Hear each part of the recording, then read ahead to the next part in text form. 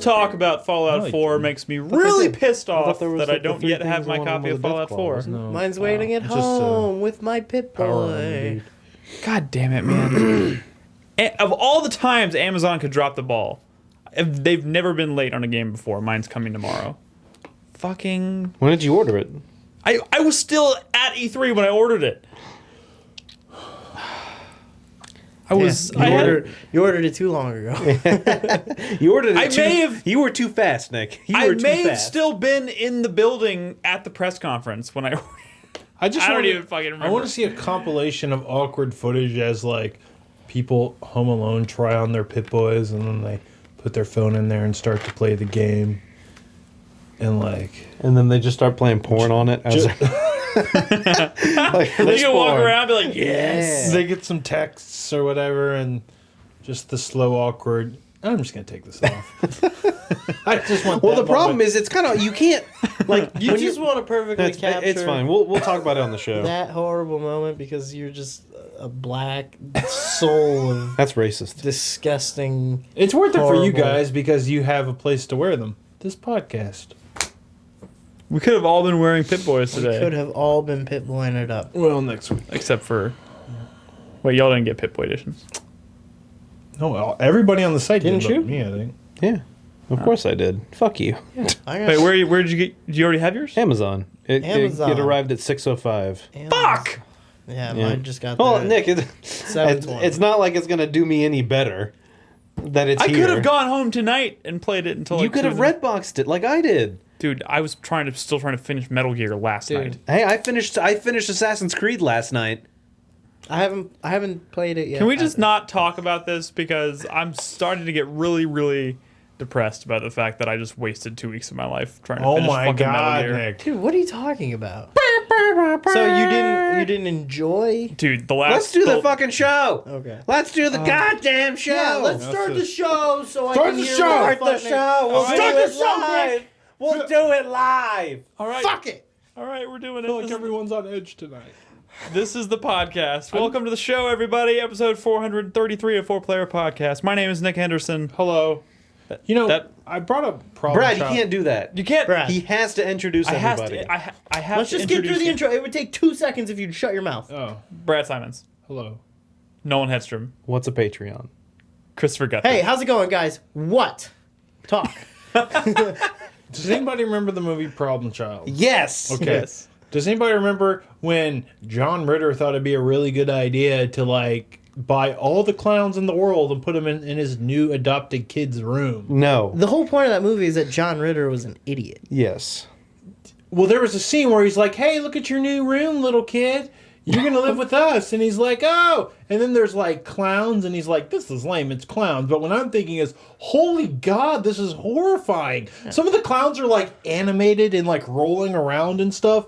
And I forgot that when I was a kid, I wasn't even a kid, probably. Like but 20. it terrified the shit out of me. And it's still terrifying. Dude. Because, like, one of them sets on fire. And it's just, like, this horrible imagery. Oh, my God. So what has everybody been watching?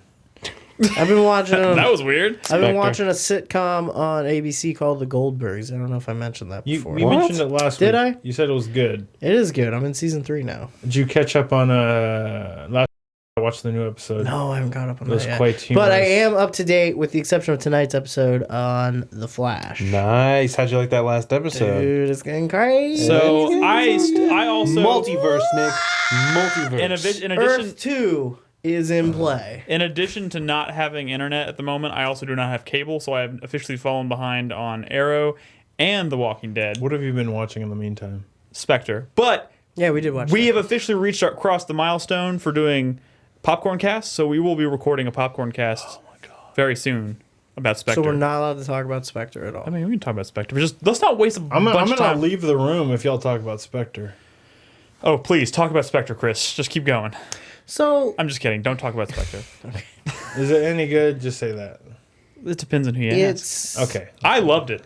Yeah, it's so Nick, not bad. So take that with a grain of salt. I do. That Nick loved it. I do. I mean, I loved it, but Brad, I also recognize its problems. I will say there's a white cat in the movie. Like I was pretty excited about that. I will say it is a okay Bond film, but I think it was a bad Daniel Craig Bond film. Oh, It's God. just really. Calm down, Nick. No. Well, okay. Killer?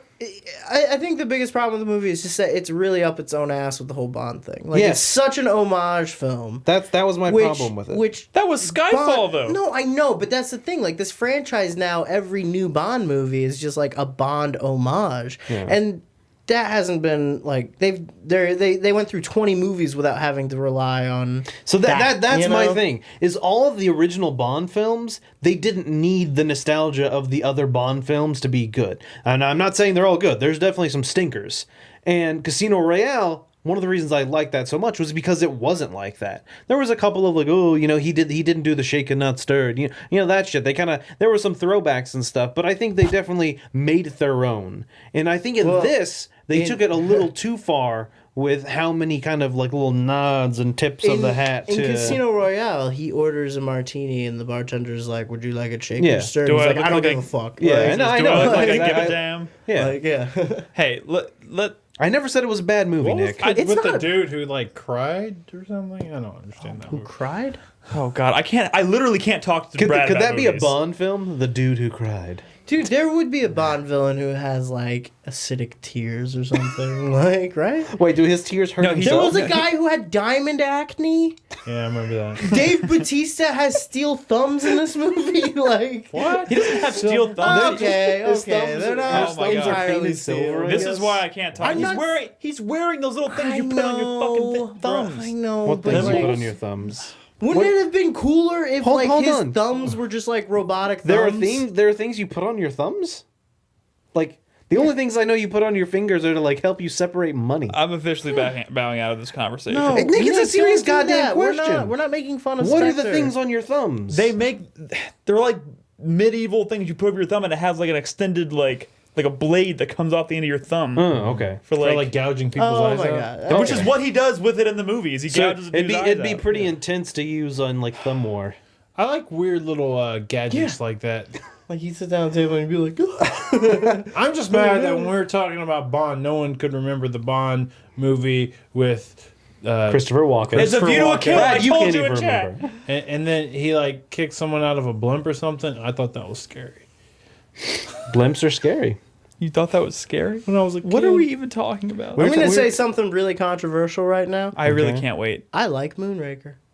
I like Moonraker. really- I like Moonraker. I like Jaws, and he's like, I really, really like Moonraker. And then Jaws lives happily ever after with the nerdy blonde chick at Right? the end. Right? They had a space battle. There were people wearing jumpsuits. Dude, who poo-poos it was Moonraker? great. The a villain. space battle? Yeah, they had all these like fucking CIA agents wearing spacesuits with like laser guns, and they were shooting Drax. Was his name Drax? Drax. Hugo Drax. Yeah. Yeah. They were shooting Drax's people, and they're all just floating out in space, like shooting each other, and it looked so stupid, and it was amazing, and I loved every Did second. anybody of watch it. anything else?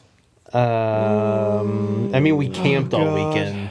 So yeah, Oh, well, let's talk about camping. What did y'all think of the camping? it was very moist. Dude, I'm so pissed off that the sun came out the fucking day we were packing up. Yeah, dude, Brad. Even No, after it's you, just like a beautiful thing, is all. after you were gone, it even got even more beautiful. It was just delightful. We never went hiking or anything because everything was muddy. Well, even though the sun was out and it was beautiful, we still couldn't go hiking because everything was still like you take 2 steps and you're like sinking into mud.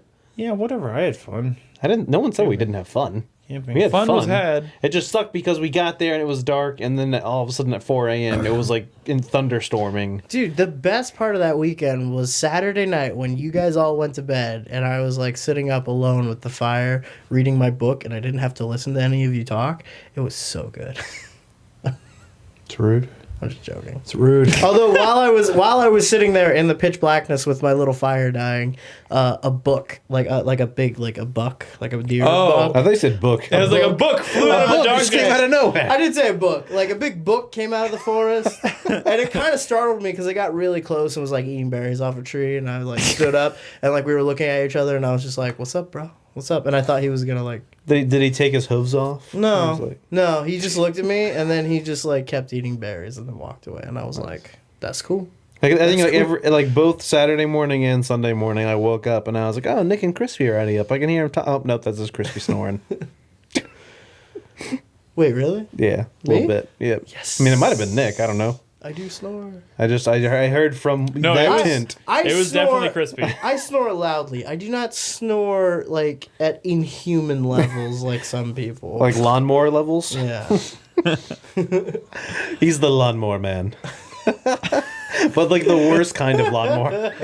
Holy crap. So we got some footage. We did some things. We were also the only people camping at this campsite and not living at this I think campsite. we were the only people who weren't retired at this campsite. There was a hillbilly who decided to talk to us for a little bit. Oh my god, that was dude. kind of creepy. He was threatening us. yeah, he was sizing us up. Well, we say that, and it's like, Well, he pulled up in his giant pickup truck and started asking us questions. Well, no, okay, that was just hill people. Yeah, that friendly hill people. Yeah, hospitality. he They're was just like, hey, how you doing there, neighbor? Must have been mighty cold out last night in them tents. And we're all just like, oh my god, he's gonna kill us. He's gonna get a posse, and he's gonna come back here, and they're gonna rob us of all of our expensive city junk, and then kill us. Like, well, that's how it is in the movies. And then he left. He drove away. And the moment he drove away, and within seconds of the car starting to move, Crispy turned and just goes, "Is he gonna come back and kill us later?" Well, that's how it is because we all grew up in the city. And when you're in the city, everyone's trying to kill you. So like, when you go out into the country and people are all of a sudden nice, you're like, what the fuck's going on here? This is some sort of ruse. except the lady at the desk. Oh, she was just kind of a, I don't know. We don't need to talk about her. But like as my dad, like when I was like maybe 13, he moved out to the little town he lives in. I don't know if any of y'all have been there. We might have. No, David's the only one that's been there. I've been to your My dad's house? house. You've been to my mom's house, not my dad's house. Yeah, I've never been. And there. he lives in this tiny ass town with less than 2,000 people, and like everyone waves at each other when you go by, and he leaves his keys in his car. Dude, there are places in the country where everyone leaves their front doors open. Oh yeah, he doesn't lock. I'll be like, hey, I'm gonna be there. Are you home? He's like, oh, the door's open. My neighbors leave their front doors open, and they're loud. Well, I think it's one of those situations where I don't think anybody would want to steal anything. Yeah. Brad, you've been quiet. What were your opinions of the camping trip? I mean, I haven't been. Hey, that wait a good. I opened with my your opinions of neighbors, the not camping you. trip. I said your neighbors, not you, doof. I mean, I like camping. Oh my god, we that met was Brad's kind parents. of camping. Right? I didn't think Brad had. I didn't parents. think your parents would be like so nice Yeah. and happy. I thought they So were. unlike you. I I imagine. am a nice and happy person.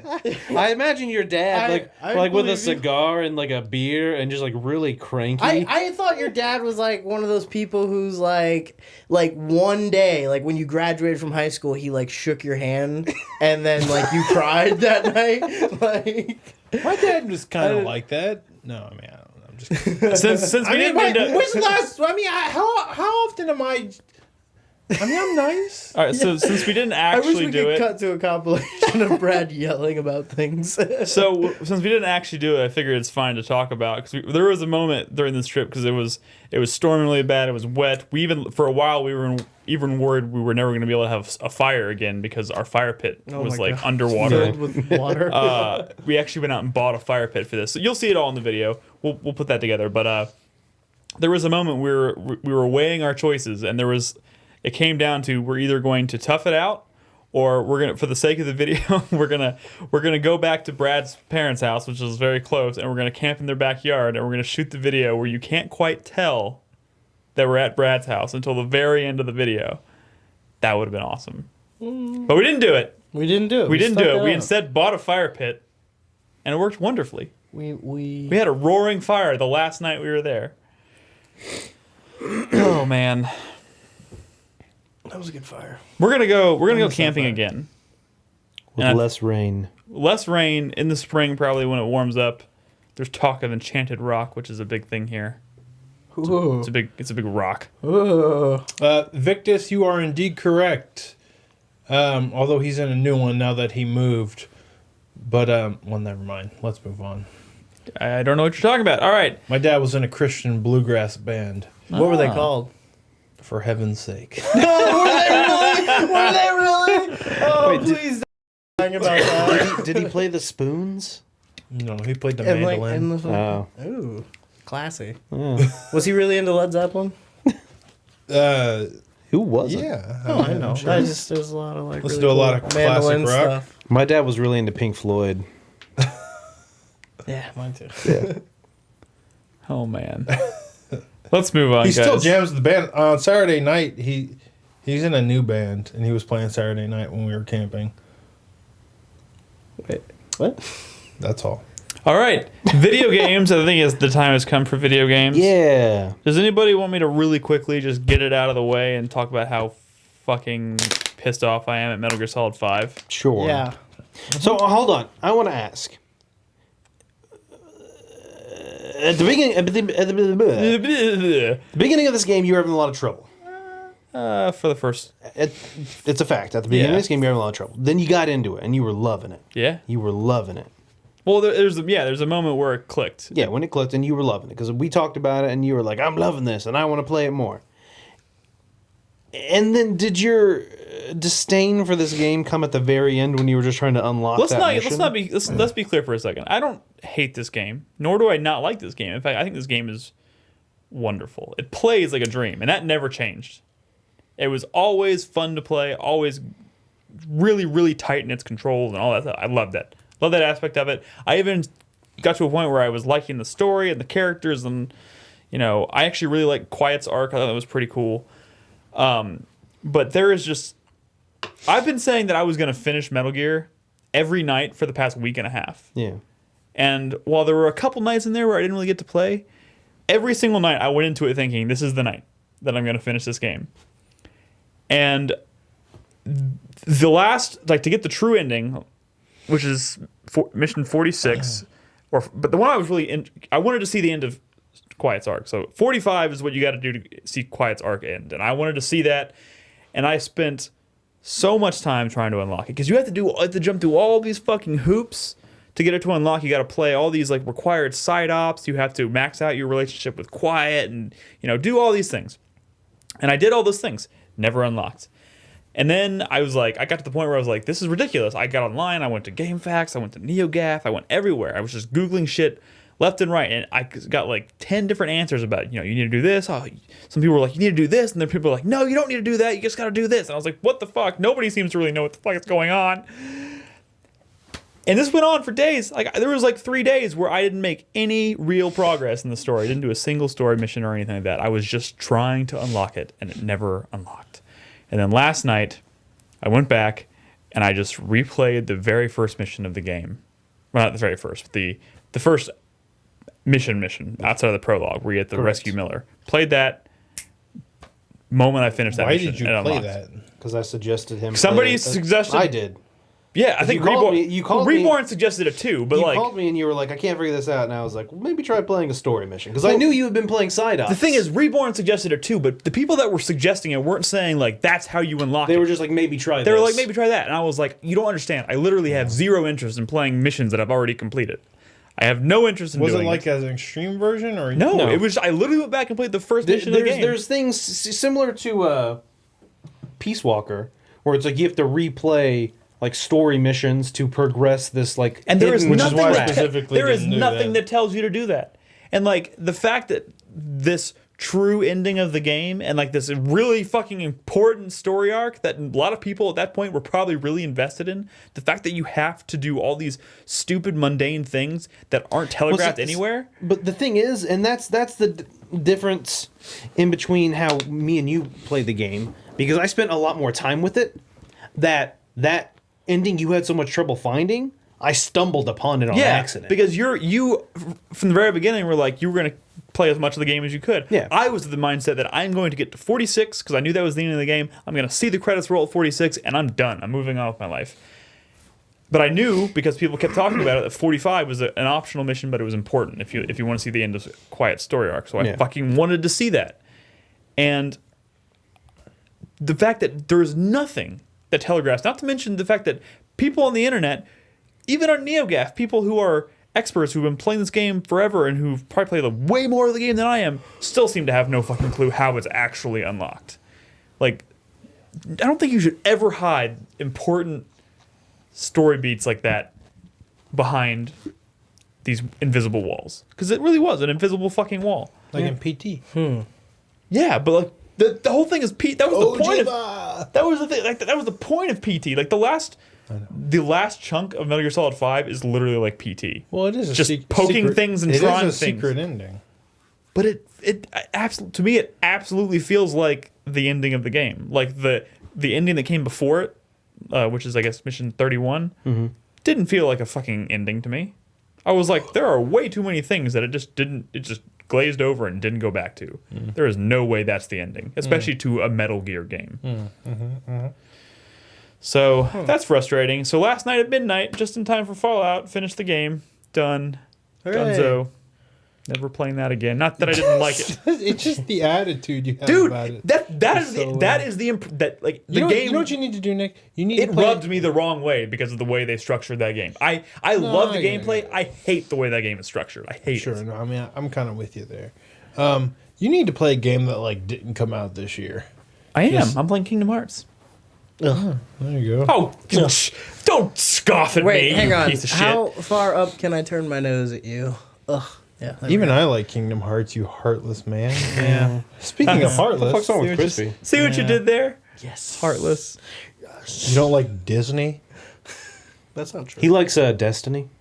Oh, I love see. Destiny. Destiny, more heart than Kingdom Hearts. Yeah. Anyways, that's all I had to say about Metal Gear Solid 4, 5. Yeah. Sorry, just think- Fallout 4. Thinking Metal about Gear Solid. Fallout. Yeah, there you go. Numbers. Oh, numbers are hard. Anyways, I finished a game too. No. Assassin's Creed. No, I did. Yeah, I finished Assassin's Creed Syndicate last night. How'd that go? That's all. That's all. we have We don't need are to. we happy We don't need to about- get into the meaning of that side. So I'll be honest. I have been wanting to play this I game for a haven't week talked to and a a single half. person who's played Syndicate and not enjoyed it. I'll say that. Yeah. I enjoyed Syndicate. My issue revolves around this whole fear of them and putting in a female protagonist. What? Well, every Evie mission feels like they just took out Jacob and threw Evie in. Does that make sense? Yeah. There's a lot of Jacob missions that feel like the mission was catered to Jacob. I bet that because she was tacked on. Well, that's what I'm saying, and that's the frustrating thing. I almost wish they wouldn't have done that. It was probably the reaction to all the shit they got. It probably was. What is the hesitation? How many games do you have to see out there where like there's a female protagonist that everyone fucking loves before you say, okay, let's just make a Not fucking game everyone with a loves female? them. It depends. Well, that's just And like the frustrating what, fear of Gamergate retaliation. They're not gonna fucking put a female character in the game. What is that all about? So there is this element to Jacob and Evie. They do have a story arc. They do have kind of this relationship throughout the game. But the problem is, I think it's like few and far between as well. Because I spent as much of my time with Evie playing as Evie as possible, just because I prefer that character's like style. Like she's more stealth, whereas Jacob is more melee combat based. Man, she's brutal. When She is though, yeah. It gets pretty ridiculous, but I did enjoy that part of it. But you know, she can also, like I said, if you crouch and you stand still, eventually once you unlock it, she can turn invisible. What? Yeah, you can unlock the final. Dude, you knew that. That was in the fucking PAX demo. The final like highest level skill for her, and it's one of the most expensive skill points, is if you are crouched and you stay crouched and you don't move, you will just turn invisible. And as soon as you move, or if someone like bumps into you, you become you become visible again. But it was really helpful, kind of sneaking around as her, whereas Jacob doesn't have that. He just has like more bullets, which I don't really find super assassin-y. I mean, I guess different style. that was of their big assassin. thing. Do you remember like when Assassin's Creed 2 came out and Had Ezio guns. had a fucking gun and Yeah, everyone it flipped was their crazy. shit? And it was like, that's cool. Well, but like, yeah, he had like a discreet little one shot. Yeah, he on had his like, arm. I think the max he he had just- was like a couple of bullets. Yeah. Yeah, they had that one trailer where at the end of it he like shoots a guy and everyone's like, "Whoa!" But was like, a cool yeah, now That was now a cool Jacob's fucking like mo- pulling out fucking like revolvers and just like Yeah, just you gunning can, you them can down. mow people down. it's kind of in weird. this Like game. the one thing about the series that has always been strange to me is like they introduce mechanics every game, and like they introduce mechanics when they're like relevant to like the time period that they're trying to portray. Yeah, But then they or a little and early then they- for the time But then they period. decide they're gonna try and find a way to shoehorn that into the next game just because people like the mechanic, even if it doesn't really make a whole Well, I lot mean, of it sense. makes sense for guns to be here. Yeah. I mean, in this time period, yes, there are plenty of guns, so it makes sense. But so the game, I felt a little gypped. Sorry, I felt a little let down. Oh, sorry. I forgot. Did we decide that was a We didn't decide. It It is, yeah. Anyway, I felt a little like let down, mainly because, and this is something I brought up before, and I wasn't sure if it was the case, but it is the case. All of those Blood Money style missions kind of do your own. They're all Jacob missions. Yeah. There's not an Evie. Like Jaeger said, there's kind of one towards the end. I played that mission. No, it's not. It's not like that at all. Yeah. And that was really frustrating. Because the female brain does not have the capacity God damn to it, understand Brad. all the different options you Dude, have. the best fucking part Wow, Brad. is towards the end of the game. There's a mission where as Evie you have to wear a dress, and Of because course. of it, she can't do anything. Nice. She Of can't. course. She can't free run. She can't do any blade things. She can't do anything. And it's like, wow. Because dresses do hinder your ability to use your arms Yeah. and hands. Yep. I've heard. I mean, I don't know. But I mean, that aside, the improved mechanics, the kind of this whole thing in this game, the gang fights, gang battles. you know, the taking over of the territories, the interesting characters, you know, Dickens and Alexander Graham Bell and Darwin. They have some pretty cool side stories. What? It's a weird thing that like they just established early on, I guess, with Assassin's Creed 2. Two. that Yeah. It's just All the Assassin's famous Creed was just people going to are be all Bill like, and Ted's yeah. Excellent Oh, Adventure. pretty much. No, it's definitely what it is. It's like, let's go back in time and meet all of the famous people and like who happen to live like 2 blocks from each other. It's cool. I mean, I feel like if it didn't have that, you'd be like, you'd be kind of bummed, right? Yeah, you would. Like fucking. I mean, it's kind of like James Bond movies. They have Yeah. things. Yeah. They have every movie has to have like a checklist. Marie Curie shows Marie up. Was Curie. not Marie Curie. It was Nightingale. Nightingale shows Florence up. Marie, Nightingale. yeah, Florence Nightingale. Marie Curie is the uranium lady. Right. Bill and very Ted's different. Excellent Assassination. Yeah, very different. But so the final kind of boss fight I enjoyed. The ending was kind of cool. See, that's good. I like to hear No, things like it's just that. like I said, the problem is like the end. Like Evie and Jacob are like, yeah, let's do this. We're but like I don't feel like they established their relationship enough. You know, once again, I've mentioned before in like 2 and Brotherhood, there was so much story in those games. There were so many cutscenes with Ezio and his family and his uncle and his relationships with people. And This game, like, it doesn't have a lot of that. See, that is what I think I mentioned it before. I think it's just very.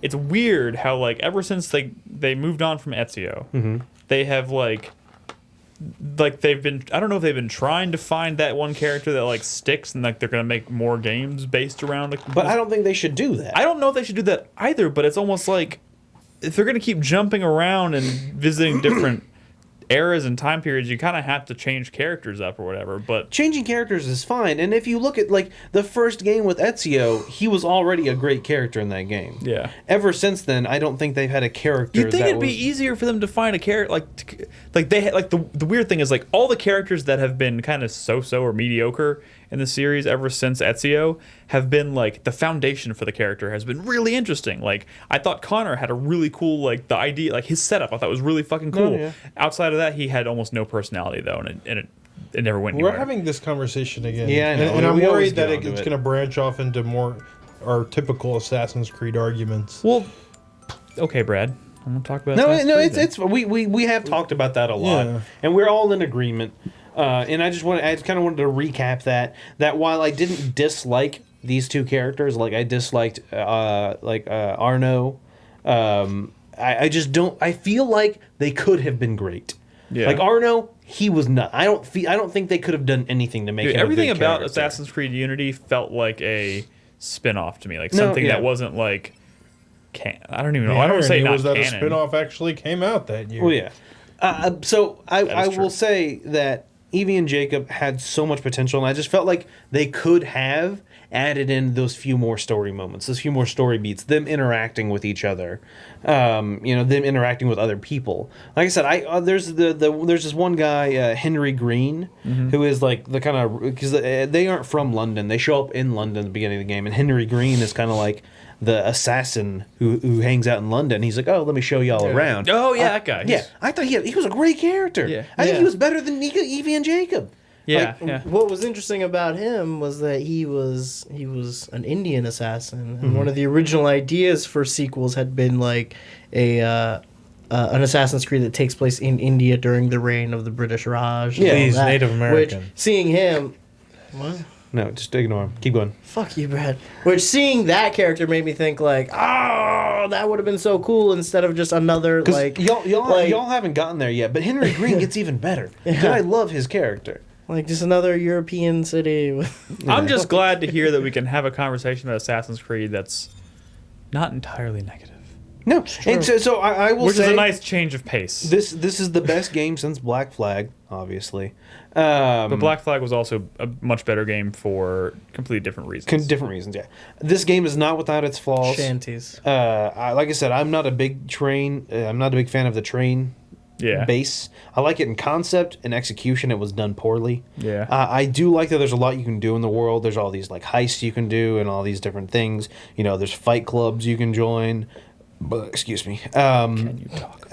And just all this other stuff. The hook shot's amazing. The hallucinogenic dart is great. I love using that on people. It can really. It's great for causing a distraction and also thinning out some guards. By the way, last night for the first time in Metal Gear, I learned that if you call on an airstrike that has the sleeping gas, you can totally knock yourself out. Oh yeah, you can For sure. Yeah, for sure. But that's You all, are not that's- immune to that shit. That's all I'll say about Assassin's Creed Syndicate. It's definitely a good game. I would recommend checking it out. I wouldn't necessarily say you got to do it before the end of the year. Nah. I don't even know if it's gonna be in my top 10. Pick it up on sale. I'm planning on it just because the first 4 hours that I played, I really enjoyed. And so if that's the case, Nick, I would say maybe even kind of the story not that long, honestly. Yeah. I think there's like 9 sequences. Yeah. And you can get through it fairly quick. Like looking back, I feel like I got through the story in like 6 or 7 hours tops. There's so much like the side missions, while they are great. I feel like you could still get a good feel for this game without doing them. yeah.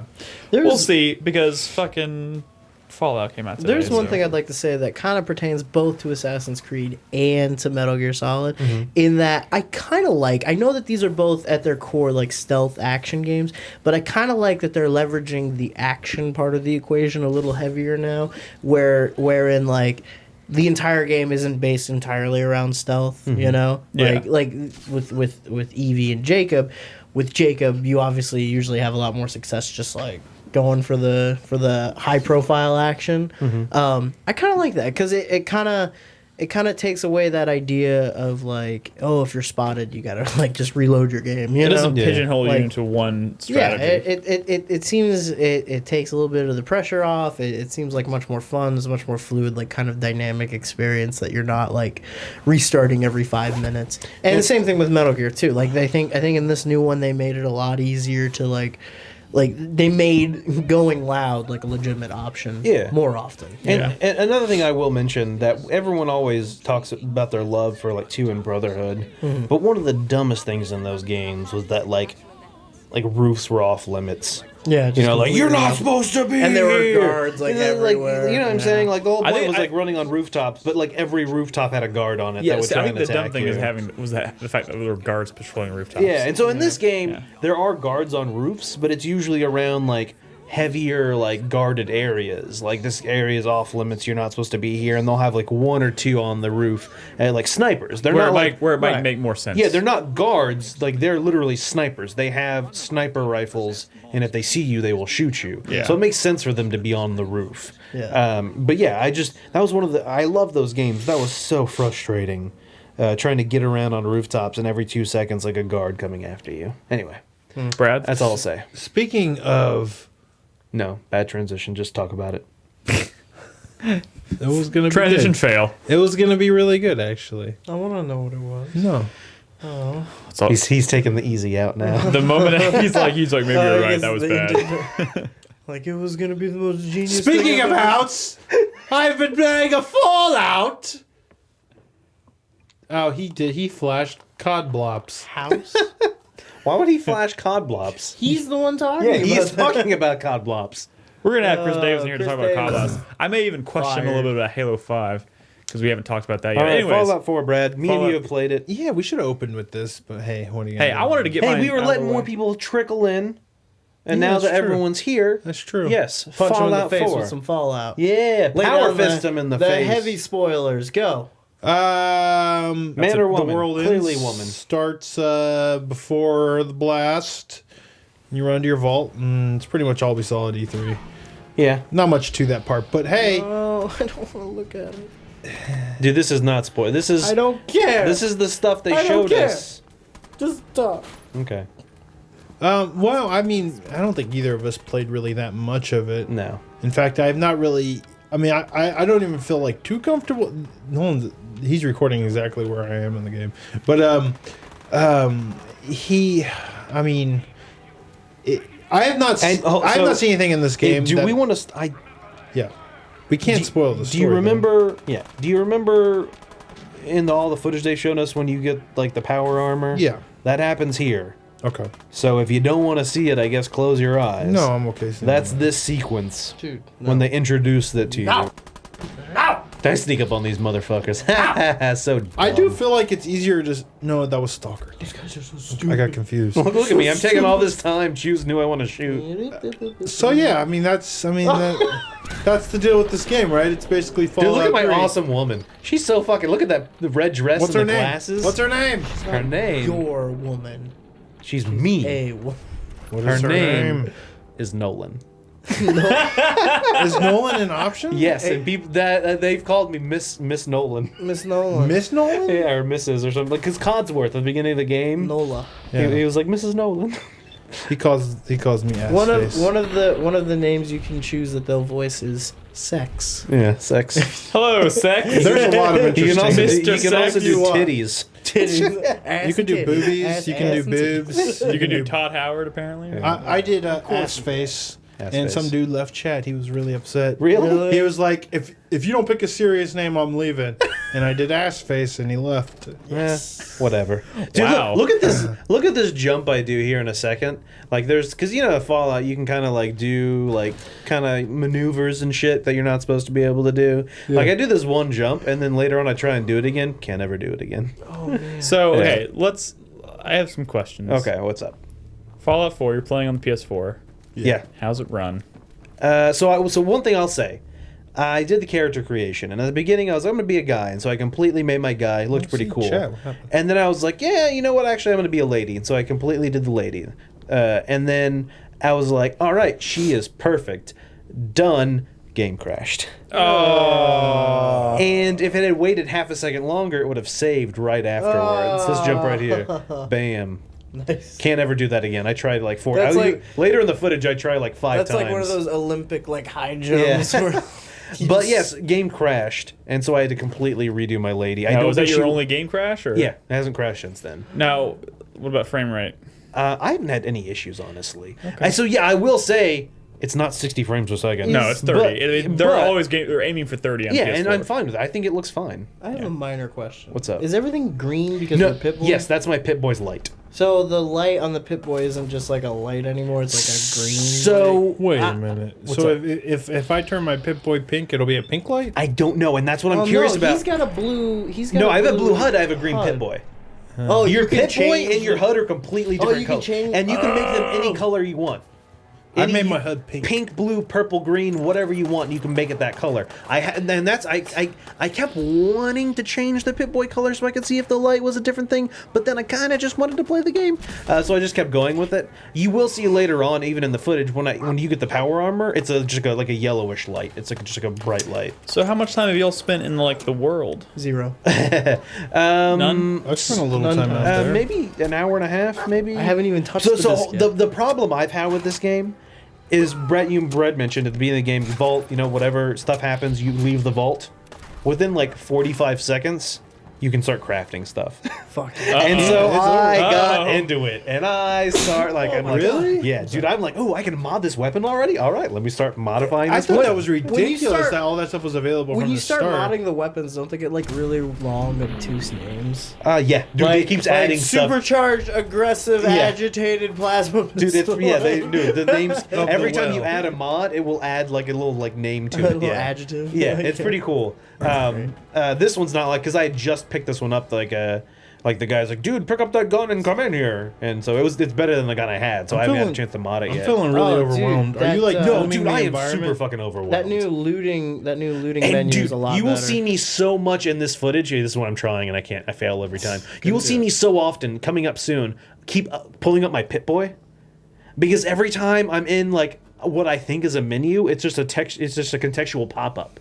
Like when you go to loot somebody now, it doesn't pop up a new screen. It's just when you hover over them, you can loot. It's not an actual new screen, and so I will so often try and back out of that, and then pulling up my Pip-Boy. Yeah. But that actually I've had a few frustrating moments with the dog, because sometimes I'll be interacting with someone and he'll just like run in front of me, and then like all of a sudden just giving the dog a command. You did. Which the dog I've enjoyed so far. You can. What's up?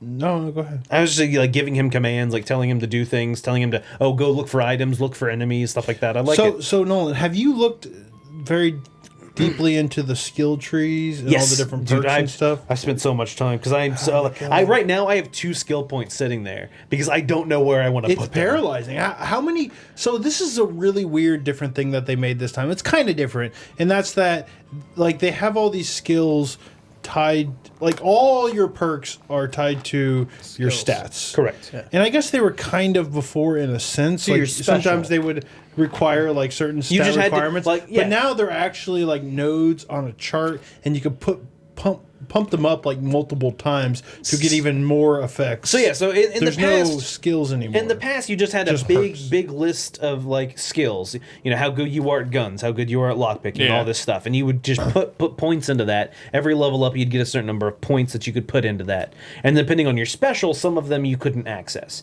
Now, depending on your special, and you every have perks too. Correct. Depending on your special, that's what level you are in that special. That's what perks you can get access to.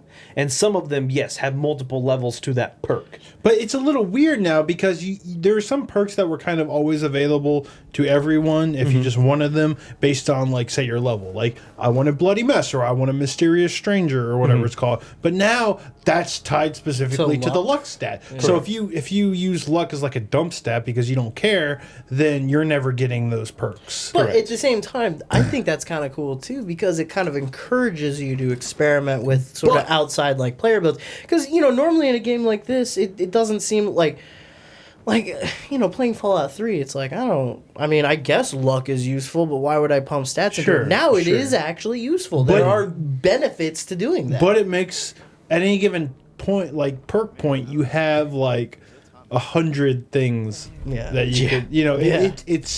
It's crazy, and it makes it really hard to make a decision sometimes. But I mean, it's a cool idea. I mean, one of the reasons I felt that I maybe prefer Elder Scrolls over Fallout is because I feel like some of that stuff is a little more developed and deeper in Elder Scrolls, and I think this adds a better sense of like character Kurt progression.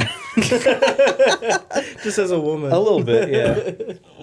But You look like Kurt Cobain in a dress. so I mean, how did you build your character?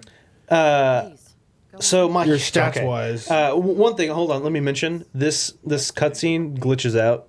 It didn't glitch out. He says something, and then his subtitle never goes away.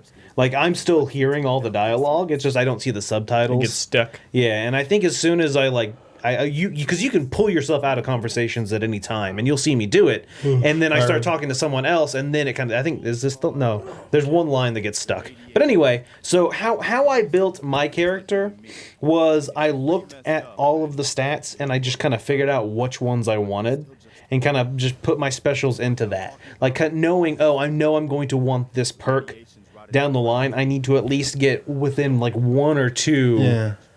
points, because you can. So you didn't really specialize in anything. No, I didn't special. So I put some points into everything, like a few points into everything, and then I pumped more points in the ones I know I was going to be wanting skill to use later on. Like there's one I think that down the I think it might be perception. I'm not sure that allows you to breathe underwater and also not get irradiated from water. Yeah. And I'm like, I'm going to want that at one point. So I made sure to put enough points to where I'm at least, because it's pretty far down the tree, so I'm not going to get it anytime soon. I mean, I guess I technically could, because the cool thing about those is you don't have to be a certain level for a lot of those perks. You just have to have enough in that special tree to get it. But So I just made sure I was within enough special range because I know you'll find like the Vault Boys, the Vault Boy, Bobbleheads. the bobbleheads that will raise it, and there'll be some books that will raise it. So I knew I wanted to get close enough, but not quite there. So yeah, I didn't completely specialize in anything. Do the books do permanent stat raises now, or are they? I think there are ones that are. I don't know. I can't in tell New you the Vegas, truth. they were timed. So I'm sure there's definitely going to be the ones that are timed, but I thought I remember at least in 3 there were some that gave you like a permanent. In 3 they were. I thought in 3 they were all permanent. I don't know. I don't remember. I wish there were more like perks that would allow for synergies, like more stuff synergized with other perks. There is one where it's in the luck tree where you can get bonuses if you have like lower intelligence. Yeah. I would like to see more stuff. I like that that concept. So it contributes to like builds instead of this paralyzing. Like I guess I can take any of this. Guys, Unless I'm mistaken, there's no level cap, right? Correct, So there's not. you can theoretically fill the Eventually, entire chart. Yes. Right? With everything. Yeah. I just want to point out, it's amazing. The NPCs don't look like dog shit. Yeah, they look pretty good. The mouth flaps It's weird don't to see always a Fallout. line up. Yeah, but it's weird But to see a they- Fallout game with like competent looking NPCs talking and not like these like animatronic like Chuck E. Cheese looking motherfuckers. So They're still pretty. So that guy, not that's me. That guy, his voice actor is Preston Garvey? not the best. Like when his line delivery is kind of bland. Yeah. The other guy I was talking to is pretty cool though. I like him. I think in a game this massive, it's gonna be hit or miss. Yeah. Can we see chat, Mr. Davis? I think he's protecting. I think us from he's spoilers. protecting us from spoilers. I guess. Very But, thoughtful. so one thing is I just not long after this mission, I don't think I do it in this footage. You have your towns, you can build them up and stuff. They kind of introduce that. They don't like say like, oh, build this town. It's like they're kind of teaching you how to do it. And so he's like, oh, you can do this. Try doing this. Kind of like one of those things. And dude, I got into that though. Like I started like running around and cleaning up the town because there's you can go to workbenches in this game. There's multiple workbenches. So there's workbenches for modifying guns. There's workbenches for modifying armor. There's workbenches for, all these. There's, oh my god, you can oh my god, this is the problem with this game. Everything is important. Do you remember in Fallout when you would pick up shit and most of it was irrelevant? Yeah. everything in this game has a I don't purpose. like because I don't like the Fallout environments. I Because like find it so everything has like tedious. multiple recipes for building it. Yes. So every and so person- also everything you can dismantle it into parts for crafting. Guys, Okay, But that makes it really. you've got to go into this game with knowing that and just telling yourself. So hold on, no, It's hold so on. tedious. Here's the cool thing. If you're looking at a crafting recipe, you want to get this mod for a gun, you want to level up this, whatever, you can say, like, tag this item. And so anytime you're looting something, there'll be an icon next to that item saying, hey, this is something you meant to tag, grab this. Right. And that makes it so much better. Because essentially what I did was I just went through, like, because you can mod the power armor. And so I went through the power armor and I was You like, already oh, have power armor? dude, because you get it, like, right here. You get it. So this is like the second They or throw third. everything So hold at on, you hold on, so early. hold on. Power armor is not the power armor we knew. It's new. You have to have, like, fusion core things to power your power armor. Right. And if that runs out, your power armor is useless. it's not just a costume. It's not a costume anymore. It's actually useful. Yeah. And so I got it, but then like my core ran out, so I just kind of left it at a place, and I've been going off without it right now. So I'm not using it actively. But so I went through on looking at these modifications, and I was like, oh, these are the items I need. Tag this, tag this, tag this. And you might see it in the footage. I don't know if you do or not. But you'll see a little like magnifying glass icon next to anything I've previously tagged as like, hey, maybe get this. But so when you're at like certain places, like the places you can build up into cities, I guess, into like your own little places. I've only encountered one, but you can go to this one workbench, and that's where you craft everything. That's where you craft like buildings. Like that's where you craft. You can create lamp posts. You can create beds. You can all this stuff to make the city. You can also use that to go around and dismantle things. So you can say like, oh, here's this tire. I'm going to dismantle it and get 4 rubber. from the bench. No, you walk around. So you when you're in a village like that you can build up, if you hold the D-pad, it activates this workbench interface. And when you're in that interface, you can walk around and interact with things. Like so there's a couple of houses that were completely demolished. I just said dismantle this house, and I got like a bunch of steel and cement and all this supplies, and the house was gone. It was just the foundation, and now you can build up a house on that foundation and make it whatever you want. And I spent so much time just running around this place, like dismantling things and building things. And I've heard a lot about how dense this game is. But hearing that, my assumption when hearing that was that, okay, it's dense, so the world is probably smaller. But I don't think that's the case. So the one thing I saw some people bitching about the world size, and yeah, it's not like fucking like Witcher size. It's not that big. I'm guessing. I don't know. Thank God. I'm guessing. I don't know. I've heard it's like similar in size to Skyrim. One thing I've learned over the years as open world games have gotten more and more prominent is that I think there is such a thing as too big. Oh no, definitely. Well, just before you move on, I read a thing that said Xenoblade Chronicles X is bigger than Witcher 3, Fallout 4, and like a couple other things combined. Jesus Christ! And hold on, 8 hold on. hours to Here's get a the thing. Here's the thing with that. Though. Here's the thing with that though. Witcher is big.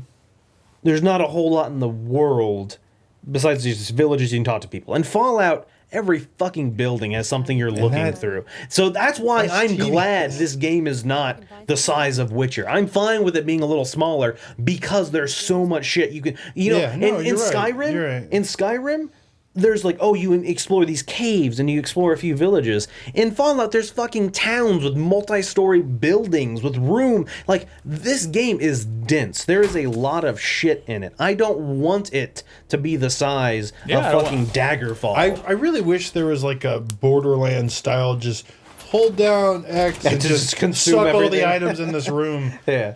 That'd be cool. Yeah. The problem is you'd be encumbered very quickly.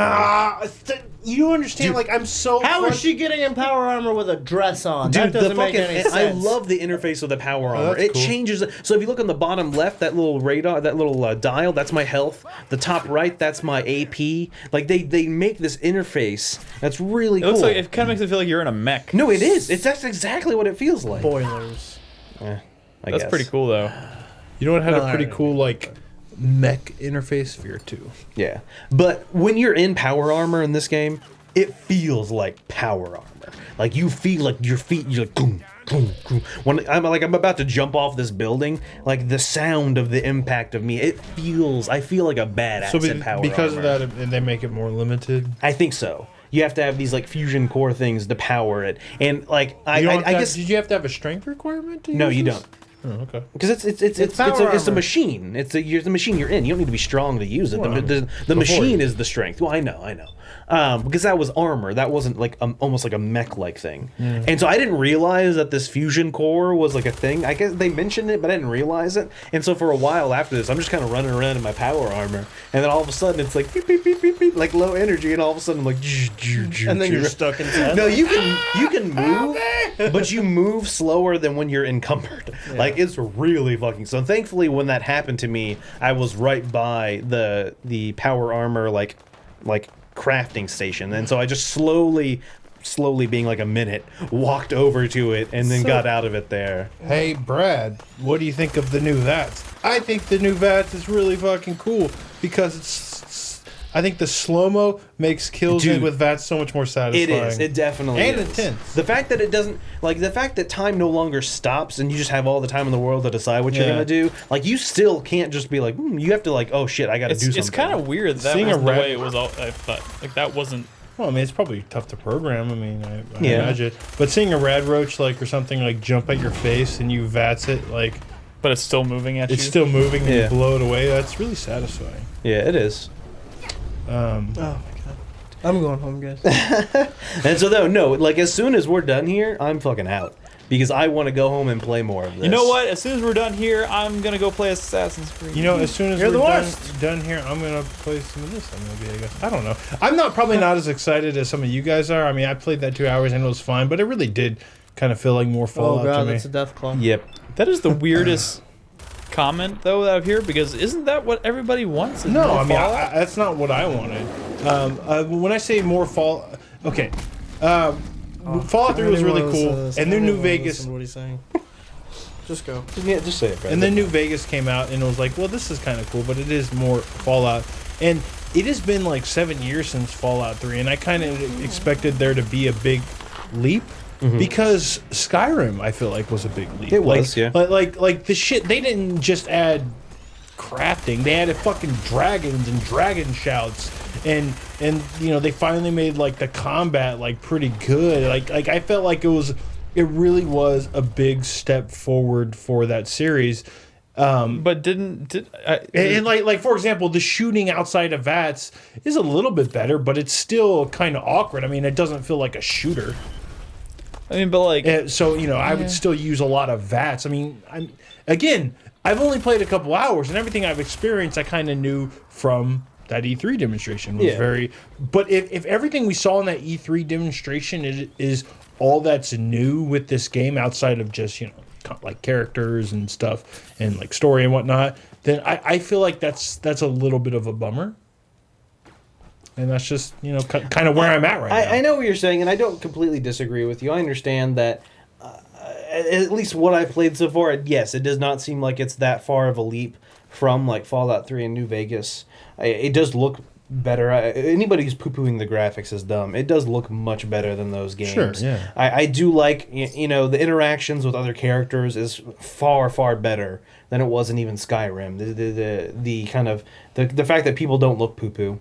The fact that it it doesn't feel like Chuck E. Cheese anymore. Exactly. It's no longer a zoom in on their face and now you're locked into this. You can walk around while you're having a conversation. Oh, with thank someone. God. You can literally walk away from them and start looting, like, things while they're talking to you, and then they'll kind of stop when it's your turn to talk. That is you go everything. back to That them. was a Skyrim thing, though, right? That is everything. They now. had that in Skyrim? Yeah. Yeah, I don't Really? think so. Yeah, no, I don't think so. No, pretty you sure- absolutely could. You could walk away mid conversation and stuff in Skyrim. It's been a while since I played Skyrim, but I feel like it's really well done.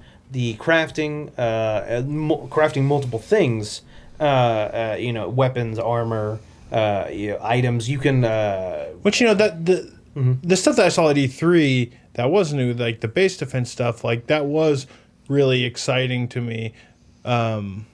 I just haven't done any of that. So it's and right after this is when you get access to, like, start doing that. To what extent you can do it, I don't know. Mainly because you don't have a lot of supplies right now, so you can't just go around and, like, start, you know, build up some giant city. You got to kind of acquire some supplies. I just want y'all to understand that, like, me being a little down is not like wouldn't necessarily translate to most of you guys. I'm not as high on the Fallout. These Fallout games, period. So, you know, like when we popped. You're one of those Elder Scrolls guys. Yeah, and I described it a little bit when I went back to play New Vegas a couple of months ago. I think it was like a subscriber of the month game, and I was kind of having fun until I got into like this like motel or some shit, or like this hotel or this apartment building, and I was just kind of going from room to room and hall to hall, and it was just like rubble and items to loot, and like I just got pretty weary. And I was watching this footage of like Nolan going through this interior space, and I was getting that same those feeling, vibes, yeah. those vibes again. This setting is not as much for me, I guess. Once again, But some people love it. the fact that you no longer have to interact with something to loot it makes it so much easier. You literally just you have your cursor, your crosshairs or whatever, and if it just goes over that, you can see what's in there and automatically know if you want to bother with it or not. Yeah. It makes it so much faster instead of having to, like, stop, interact, move over here, stop, interact, move over here. It's much smoother. And like I said, you can highlight things, so you can just kind of pan around the room, and if you don't see anything with that little magnifying glass knowing something you want, you can just leave, kind of. But you can't. You got to get it all, right? You don't. Like, so I started doing that at the very, very beginning, and even in some of this footage I was kind of doing that. But then afterwards I kind of stopped because I said, you know what, you get encumbered pretty quickly if you start doing that, obviously. Some stuff you can. What I was doing was I was taking a bunch and then going back to my workstation, dropping it all and dismantling it, just so I can have extra parts. Well, you know, maybe we should pick this conversation up again next week when we've all had a healthy amount of time with the game. Hey, Because I would imagine we'll all be hours and hours and hours into this game next week. what was the RPG I've played fairly recently that had no like encumbrance? Was it Dragon Age? No, that had Dragon a Age. Dragon Age had. Yeah, There was something Was I it a- Bloodborne. No, Bloodborne. Yeah. Bloodborne didn't have. Yeah, Bloodborne didn't have any encumber. You Oh. couldn't get encumbered in Bloodborne. Yeah, there was no like. Oh, There was you're no right. weight to the armor. There was something maybe it wasn't even Bloodborne, but there was some RPG. No, it's Pillars of Eternity. See, Pillars of Eternity is like that style of Western RPG where you can just loot and loot and loot and loot. And like those games, like Baldur's Gate, like Inspired, it always had like those weight limits, and that was inventory space limits.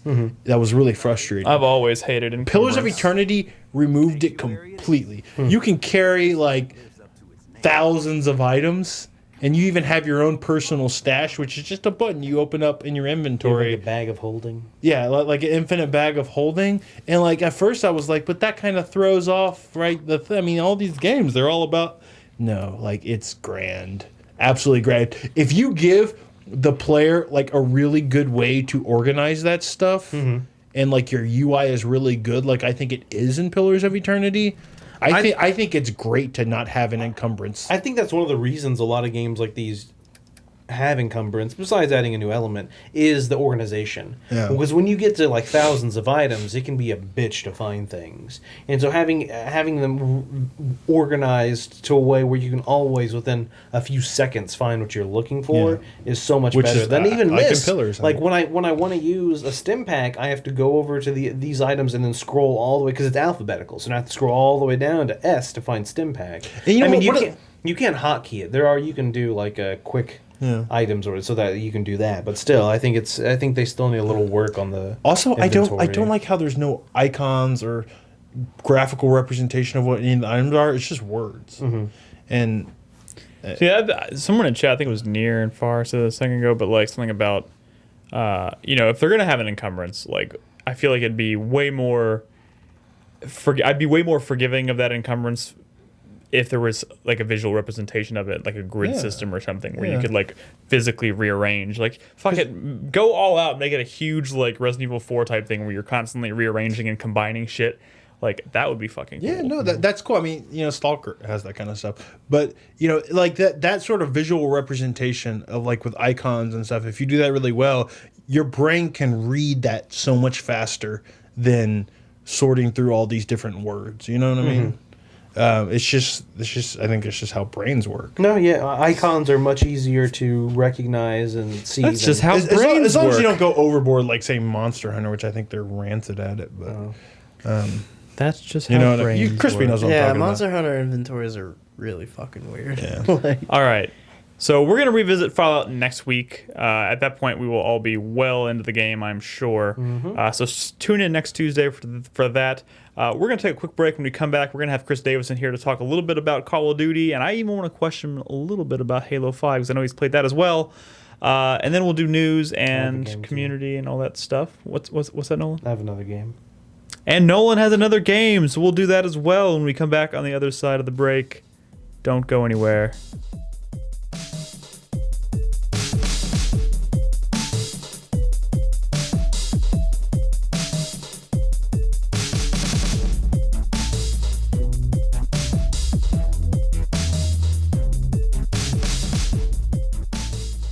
All right, welcome back to the show, everybody. Joining us for the first part of this segment is Christopher Davis, good evening. and he's here to tell us a little bit about Call of Duty Black Ops 3. The Blops. I don't know what to think of this game, Chris Davis. It's a Call Don't of Duty worry, game. because I don't think much of it. Did you buy it? Really? Yeah, I bought it. But did you get the Pip-Boy? Are you sure you know what game we're talking the about Blops here? boy? No. Did you get the Pip-Boy for Fallout? No. But you were able to spend that money on a new video game Yeah, that's that you true. ended up not liking. But you could have really liked it. I bought Fallout on Green Man Gaming. I saved like $18. So There you go, even better. I was like, for a second, I was like, holy shit, Brad's like changing subjects so fast. He has no idea what no, he's I'm not. talking about. I'm just. I see what you did there. So, So, Black Ops. Okay, I'll be honest, Chris Davis. I didn't like Black Ops 2. well, Black Ops 3. I like some of what Black Ops 2 did. I hated the multiplayer. Okay, so let me just get this out of the way. Is your disapproval of Black Ops 3 centered around the multiplayer or the single player? Single player. I have not touched, nor will I touch the multiplayer for Black Ops 3. Why is that? What? Really? because I don't like the multiplayer formula Treyarch does for COD, and I've just grown so tired of COD multiplayer So you're in general. an Infinity Ward fan of the multiplayer, but a Treyarch fan of the single player? I'm no longer a fan of any of the multiplayer. I'm so tired of it. Okay. I want to play more team-based games. Work with people, not Fair enough. shoot first. First bullet wins, basically. Fair enough. All right. Should play Twisted Metal. But so give me the mouse, please. Thank you. Thank you. So I've been playing. Crispy fight with you? Yeah, he's kind of fighting me. So the campaign's kind of crap. It's built around co-op, has absolutely zero connection to the previous games, despite the fact that they call it Blops 3.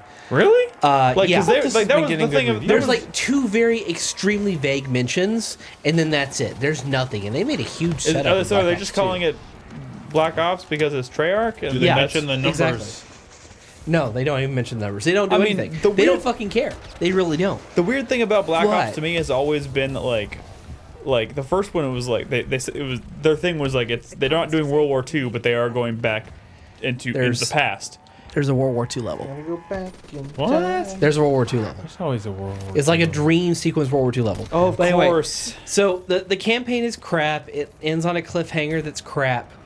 But This is the best assessment of a It- call. Why no, are it you really such a is. negative It- The game is Nancy? crap. it really is, honestly. I guess But it's one of getting the back Call of Duty. But one of the cool things that's potentially about this game That's pretty is that sweet. there's actually a campaign. What? It's called Nightmare Mode, and it's basically modified campaign levels with zombies in them. So it's Is that a what this is? Yeah, it's So it's like an this is the undead Nightmare nightmare. Mode. It kinda. So what you're doing is you're playing through the same campaign levels over again, but there's a whole new narration that's going on in the background, and they introduce zombies and various different stuff Is from there like a that different mode. plot?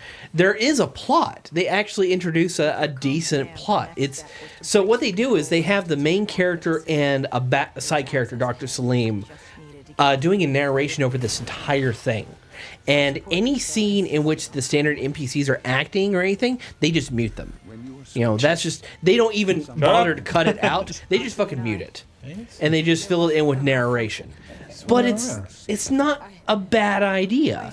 And then they remix the levels to where you're playing them. You're still playing through the levels in their entirety, but they're out of order. So things that happen like level 6 turns out to be like level 3 in the game or something like that. And they kind of remix the plot in there, and it's not bad. It's kind of Wait, so entertaining. they remixed the crappy plot, and it's not bad. Yeah, it's better than it was.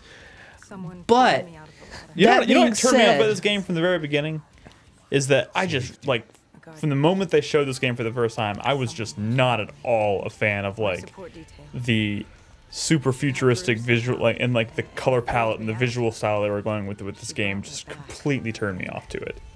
I don't know why, but it's changed so dramatically from Black Ops 1, which I thought was really lush and it's because it was took place during the Vietnam War.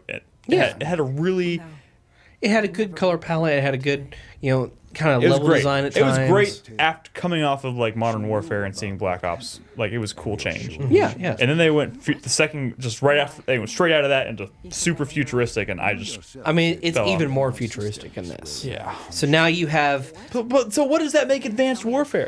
Advanced Warfare. Advanced was supposed to be Warfare technically is its own storyline thing. Yeah, but it's also it takes- futuristic. it's like 20 years before this, but whatever. I don't know. There's no connection, nor does it. This game even really This fucking care about this any series games. doesn't even resemble Modern Warfare I want one World anymore. War II. No.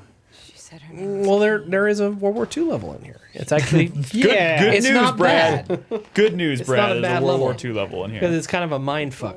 But anyway, I did not expect you to come in here and shit on this game. But so Nightmare Mode, which is what I wanted to talk about. So it introduces the zombies in here, and it has this narration going Is this on. footage from Nightmare Mode? Yeah, this is all Nightmare Mode.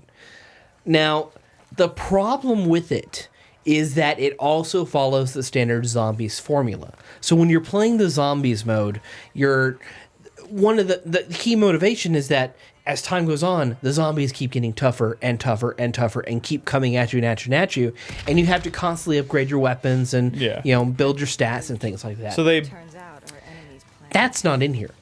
The zombies keep coming at you and they keep getting tougher, but your weapons do not. But you're moving forward. You in a limited... You're not staying in one place. No, not necessarily, because you'll see areas like this that are just fucking corridors, and zombies constantly run at you, but there's no way to fucking kill them without just wasting all your ammo. It's just not really balanced. So- No, maybe. it's not balanced at all for the But player. that makes sense. It seems kind of tacked is on. the classic like zombies mode from Black Ops 1 and 2 still there? Yeah, it's still in there. They're continuing their own storyline thing that honestly I don't think they even That care does look about. pretty cool. Ron Perlman's one of the characters in Are there. those underwater zombies? Yeah, they're underwater zombies, and you're underwater swimming right there. Why are they not floating? They're just like walking on the ground. Like Because zombie zombies. gameplay rules, they gotta always be on the ground. They don't swim. When they die, all the air and water leaves their body, so they sink to the bottom. Fucking crispy with this bullshit, dude. This is why. I don't know, but I love how Crispy just started like talking from the other room as if he was sitting right here by his microphone. It's because of the holes in their body, Crispy. they sink. No, it's not bad. I'd like to know more if it just wasn't so fucking frustrating. Yeah. Because you will end up on levels that have very thin corridors, and it's just constantly spawning zombies. Does this game And take place on a floating city in the clouds? 'Cause that's this what it level looks like. takes place on An oil tanker. it's a water drilling platform Oh, okay. in Cairo. So I like that Is it you're- hard to drill water? Is Dogfighting anything? Dude, that looks pretty No, fucking cool. it's real. It's a fucking rail sequence. Why you be drinking that haterade, huh? It He said this rails. This is Brad. on rails. This is See, on rails. You're because- only moving like the targeting reticle. So that that's like nice. It's all this on flying rails. sequence that's looks freaking awesome until you said it was on rails. Yeah, Jesus and Christ. then it switches to a VTOL sequence in which it's kind of like playing on a helicopter in the previous games. So Yeah. you're moving around, but you're don't have that much control. Yeah. I mean, they still want to go for the cinematic feel, so obviously they're going to make it. They're going to keep control of that as much as possible. They really do. This game is built around co-op. That is their primary focus of this game. You will have a very large environments to take out these large bosses. Almost feels like a fucking Destiny boss fight thing. But they're not interesting. And you can easily take it on yourself. There's no point to the co-op in this game because it doesn't add anything. They should. You know what? This may seem a little strange, but they should stop making Call of Duty and they should just make like an Independence Day game. Because, like, I mean, they This already looks kind like- of are, right? I This mean, looks like Independence Day. right. Just Welcome make to Earth, bitch. Just make Independence Day. Yeah. No one cares about this crap. Well, Yeah, do you and your remember gr- the actual and- Independence Day game? And your girlfriend's a stripper. That was an interesting. I should go watch Crap that movie fest. again. Your Nice. Xbox holding Wait. up okay? Are you still on Xbox, Chris Davis? I mean, it's okay. Xbot? That Yeah, sounds X- Is that rude. Is that what they call it? I mean, Yeah, they're called Xbots. I called it Xbone, but whatever. It's yeah, I'm playing this on Xbox One because I got a discount on Amazon. I was gonna play this with you, but you got the Xbox. I version. would have bought the PC version until I heard that it's Whoa, basically shit. another Arkham Knight. That sucks. Yeah. How does that keep fucking happening? Okay. I love how Arkham Knight finally went on sale again Yeah. on Steam recently, and it's still super broken. Yeah. And Warner Brothers was like, "Fine, you can all have a refund." Yeah, Oh, you could? I could have gotten a refund? yeah. You bought it on and, Steam? and the, Oh, no. You have like to the end of the year. I bought Yeah. it on Green Man Gaming, I Oh, think. yeah. No, Yeah, I I think Tough I don't- titties. said yeah, she. and the season pass you can get a refund for as well. Damn it. That's embarrassing. It's so sad. Wait, if I can get a refund for it, can I just get it for free? I don't think it works that way. That Anyways, troll logic. Chris Davis, while we have you here, I Yeah. haven't really had a chance to talk to you about Halo. We don't need to spend a lot of time about Halo. Halo 5 is a thing. It's out. You've played it. I have it. I have not played it. I think you and I are probably the only people on the site who are going to play it. Sadly, I might What- play it. I don't have an Xbone. When I get an Xbox. Okay. Everyone says it's pretty good. I won't. So play you it. like it is. You It like is it? pretty good. Are you talking single like campaign or multiplayer? Here? Both. Both. Okay. Cool. I was really enjoying the beta. for the short time that I got to play it. I So never actually got maybe to I'll play the beta. actually dabble in the multiplayer here, but I want to get through the campaign because that's honestly Campaign's pretty good. I mean, anybody will tell you it does pull a Halo 2 at the end. It's prepping for a sequel, but It what plays- is there? it and what's pulls re- a Halo 2. Oh. Yeah, it just Cliffhanger. suddenly ends and you don't believe it. You can't believe it that actually ended. You think there's a new level after the credits, but no. But the thing I really like about the campaign is that it's so goddamn respective of all the lore that they built over the past 15 years. Really? Sounds They like a actually Christmas care game. about In what the books. They regard? care about the characters. They flesh them out. So I they have mention one- things that had never been seen before. I have one question. This is very important, but I want to answer without spoilers. Yes. Is You Cortana don't want the relevant? answer Is to that. Cortana relevant to the Don't story in this answer game that, at all? Chris Davis. Don't answer. Do you want me to answer this question? Don't answer that. How? I mean, I read the spoiler thread. I don't want to spoil it. I just want to know, yes or no, is she relevant to the story in this game? Yes. Good. That's all I need to know. How long You're is all about. how long is the That's- campaign? Cortana's always been a good character. Cortana in Halo 4 single-handedly made me really interested in this franchise again. you in just that last liked her game. butt. No, dude, that And her whole boobs. y'all are the fucking worst. I know you've. How, told us how about long is this campaign? For Halo? Yeah. I was playing on heroic. I did about 9 hours. I can knock that out before the end of the year. Stop thinking about. I was just curious because you were saying how they were respective of the lore and how they involve it. And so I wasn't sure if there was a lot of story element to it. Because, I mean, I've played a little bit of the first Halo, and there wasn't a whole lot of story in it. This is one of the first games I've ever played Well, that actually really, really wants you to read like the past 3 books. What? To learn a lot I don't want more. to read books. I want to play video games. I know. Well, I will say this. I think 343 has a different... And also, they actually made the Prometheans fun to fight now. Well, that's good, because that's one thing Because I've that was hated. one of the What biggest the fuck's a problems about. Promethean? You should play Halo 4. Assholes I will that just say, teleport all over the place? one thing I Yeah. really liked about Halo 4 is that I think 343 actually has they have a different storytelling style, I think, than Bungie to a degree, and those differences are one of the things that I picked up on that made me really like that game. That's why I've been They do excited tend for to be this game more for a while. serious, but at the same time, they took note of what they did in Halo 4 and then kind of toned it back down to where it's a little bit more friendly. Okay. Like, remember how they made the Covenant more alien Yeah. in Halo 4 to where you couldn't understand a lot of what they were saying, the grunts didn't sound the same? Well, now it's back to that. Back to normal. Back to normal. So you get the humorous grunt lines, and you get Thank the threatening, fun to fight elites and things Thank like God. that.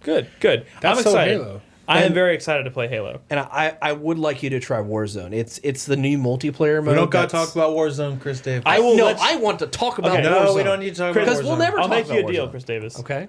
I will let you show me the ins and outs of Warzone before the end of the year, and then we'll talk about it I'm going to hold you to this, Nick on the Anderson. show. Just can't do it tonight because I got places to be and video games to play. You, think we you all want that do. Fallout. I don't have Fallout yet. Tomorrow. It's coming tomorrow. God damn it, Amazon. All right, Nick, just go play Assassin's Creed and just do story missions. That's know, what I'm going to do. Just do story missions. On the list of the spoken names in Fallout, Nicholas is on there, but Nick is not. What? I have to be called Nicholas? Yeah. Well, that's not Make an a official chick. list. I'm going to go with ass face because that's could, better. Nick could be on there. No, that list is actually pulled from the files within the game. Oh, never mind then. So that's what it is. Sucks to be you. Who actually goes by Nicholas? I've never met anyone named Nicholas Nicholas. who actually goes by Nicholas. I don't think Henderson is in there either. So Saint Nicholas? Is that the only one you big can think of? man No one? himself. Because that's the only one I could think of too. Nicholas Cage? All right, we're going to go ahead and Nicholas Holt. let Nolan talk about his... Yeah, alright, so You, I am about 3/4 of the way through Time of Contempt. that is not the game you told me about. Yeah, that is not the game you told me about. Video game. God damn it. is it this game? Well, so that's the other game I was going to talk about, but I had kind of thought about the fact that I was 3/4 of the way through Time of Contempt, and I'm kind of confused as to what's going on in it right now. What is that? What is going on in it? It's not long after Dandelion met up with Geralt at the edge of the river when he was with the what's their faces, the elves, I guess. I don't know if they were elves. I'm just really super confused as to what's going on. There's like lots of war talk and stuff, and I'm just kind of confused. Yeah, That stuff's in there. Yeah. But it might be more confusing because it's an audiobook. Maybe. There's All a right. lot of like names and stuff. Yeah. All right. Anyway. Episode 2's already out of this? Yeah, it came out like a week after. What in the hell is going on with this So game? hold on. Here's the thing. By the way, that weird guy. Wait, who here was at PAX? You were at PAX. That weird guy. Never mind. I'll talk about this off the show. Okay. I was going to mention the weird guy. At the Minecraft booth. Story Mode Episode 2 came out like a fucking week after Episode 1. That is unprecedented. It's like an hour long. It's like super short. The demo at PAX was almost an hour long. That would well, the line was like a wait for that, but and you couldn't craft, but that would explain the turnaround time for this. Yeah, I don't know. So the first episode was like 2 hours long, and so I assumed that the second one was going to be of similar length. It is not. It was very short. Like I got to the end of it and it was like the end. And I was like, wait, what? That's it? Like, I guess I had just started my stream and I'm like, oh, I got like 3 hours left. And so what I actually ended up doing was going back and restarting the game, because at the end of episode 1 you make a choice, and depending on what you choose, episode 2 is completely different. Really? Wait, Like, really? Like at the end of episode 1, you either choose to go and find this person or go and find this person. And depending on which one you chose, episode 2, you're either going to do that person or going to find that person. That's strange. And so I went back, I replayed episode 1. What I did was I played a silent protagonist. Anytime I had an option to say something, I chose the ... option. 10 times funnier. Like Really? oh my god, yeah, like the way the characters interact with you not saying anything, so much better than when you actually say things. Like I actually really enjoyed not saying anything. So are you in going to this continue game. along with I that thought playthrough? about doing I don't that know, in maybe. Walking Dead Well, so too. the thing is, I don't think Walking Dead it would be as funny. like, Clementine, I Yeah, it was wouldn't be thinking that about funny doing because every time you said ... someone gets fucking killed. yeah, kind of. How come but they don't have necks. but It's Minecraft, man. so I It's quickly very tiny neck. I got through episode 1 and then I started doing episode 2. And so yeah, they are very different. So in the episode I originally played, I went to find this Elegar, I can't remember her name. This mage, and you know, you have these two friends. You have Axel. Was and, that the pig? Yeah, that's a pig. He's wearing like a dragon mask. Oh, okay. Axel and course. that girl. It's been a while since I played this. I don't really care about them, and so I know the main character is Jesse. And It's been a while. I know I don't he's really care. Axel, and I know the other one is something, maybe with an M. Someone in chat will probably know. That You know, girl's hot. I want to touch her blocks. I remember several weeks back you mentioned that you preferred Patton Oswalt, the Yes. male Jesse. And that is Why'd the you s- go back to the female? Because why not? Because I was a silent protagonist. It's because he was going to go replay episode 1 and he wanted it to be as different as possible. Oh, so he's sorry. not bored, right? Yeah, Maybe? yeah. Maybe. So it was just a little bit different. And so, I replayed it. So the first one, it's very different. And I will say, I was much more satisfied with the second option, because in the first one you go to this town where it's a scientist, not a mage. Thank you, Biohunter. She's a scientist, and you have to kind of like, oh, I got to get into this lair. She locked herself in some lair, and she's not gonna come out until she finished her experiment. And so you got to get in, but you need like a red block piece or something. You have to get this piece, and you can either go around talking to people, and they'll give you individual items, and then you can craft it, or you can just steal one. Oh. And so I distracted a guy, and then I turned off his machine, which killed a bunch of cows, like set them on fire and You're a killed monster, them. Nolan. Murdered them. And then I just stole a piece. Though, to be fair, what he was doing was very unethical. It was. It was a cow dancing machine. Yeah, he was forcing the cows to dance. And I put them out of their misery. Guys, what Yeah. the fuck is this game? I don't even Is this know. funny? Is this game funny? It's pretty funny. It's definitely not. Tales of the Borderlands? Yeah, it's not Tales of the Borderlands, but it's gotten a lot. It is sensible chuckle. It has definitely gotten me laughing quite a bit. I think I'm going to play Tales from the Borderlands. Do it. I'm going to do it. But anyway, Fuck it. Maybe I'll do it too. so you get to Peer pressure. You get to the the thing, and you get the lady, and then you take her back. You're like, oh, because once again, we're trying to collect all of these ancient Minecraft people, these wizards of lore, these like old, like there was this group, and they all split up, and now this big shit's going on, and we got to get them back together. And This so big shit's going. yeah, so you have to choose. Do you want to get this lady or do you want to get this guy? And one of your friends is like, we have to get this person. The other friend is like, no, we have to get this person. And you kind of have to choose. And so it turns out whichever one you choose, your other friend just goes off on their own and does it without you. And so the first one, yeah, it was kind of boring. It was like, whatever, it was okay. The second one, which I did the second time around, was I went off to get this guy who's like a demolitions expert. And he lives in this town that's complete fucking chaos. Like, everyone in the town is a griefer. And so they're just, like, constantly throwing bombs at each Is this other. Minecraft language that I'm just not up on? You've never heard of a griefer? Griefer? Yeah, what's a griefer? That's a classic term. Yeah, it's anybody in, like, a troll. yeah, it's essentially a troll. Anyone in an online experience who their only goal is to fuck with other people. That's their main objective. a troll. Yeah. Well, griefer is an older term than troll. Wow, I guess And I would say that I guess I'm not griefers old put enough more then. effort into Yeah, it. a griefer is a troll is someone who they'll kind of fuck with you, but they'll do it passively. A griefer is a very active fucking with you. Like it is their goal to like completely ruin your experience. But anyway, so you go to this town, and then like everyone's like, oh, you have like, because everyone wants to be king of this town. And so to be king of the town, they have to sit there on their phone during a podcast. And the fucking both of you guys over here. Hey, people are tweeting at me. I with think the it's signal. he's not allowed to pull out his phone if I'm already on my phone. That's the rule I have with Malia. I thought the fucking rule was to put your phones over there. I had to do something important. Okay. on the ground. So anyway, all this shit's going on. The people find out I have a way to find like the king of this town, and they're like, "Oh, we'll get him." And so this whole chase thing ensues, and you're running around, and shit's blowing up. And then you finally meet the guy, and he's like, "Oh, like I'll go with you, but you have to like fight me." And there's this like fight scene where you have to like build a contraption and throw bombs at each other. It gets really fucking crazy. Sounds like a lot happened. In I know, that yeah. 1 hour. The choice I didn't choose was a longer. Like the first one I did was like an hour. This one was like an hour and a half, or maybe even more. I think I stopped it a little early because I got to the point where the games converged, where they kind of like met with each other, and then I was like, I was done. I think I was already late. But I don't know. It's okay. I'm definitely glad I went and saw the second version because I prefer that one much more than the first one.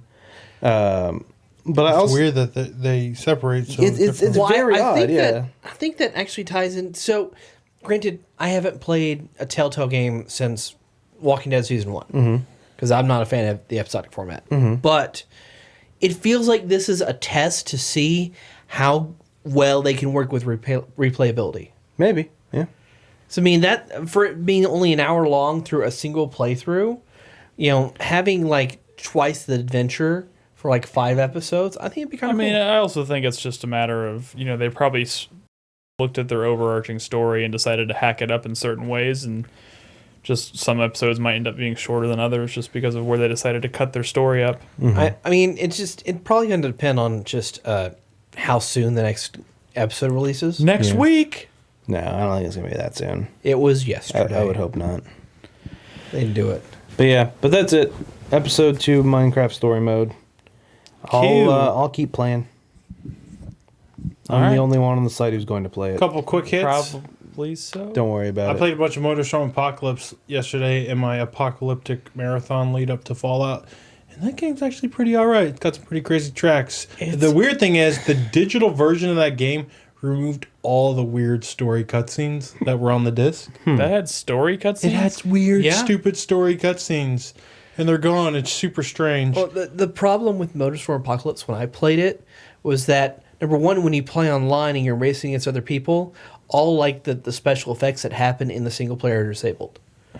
Yeah, that's weird. But But some of the also- craziest shit happens, like buildings. But also, Fallout number 2, when you play single player and all that shit's going on, it's 100% choreographed. It's always just on a trigger constantly. Yeah. Well, yeah. It depending on what lap you're on. But Well, yeah, I mean, it never surprises you after just doing it once. also, our subscriber of the month, we'll talk about later, I guess. But I've been playing his game Virtue's Last Reward as well. Oh, that's the game we're going with? Well, I mean, that's the one I'm playing.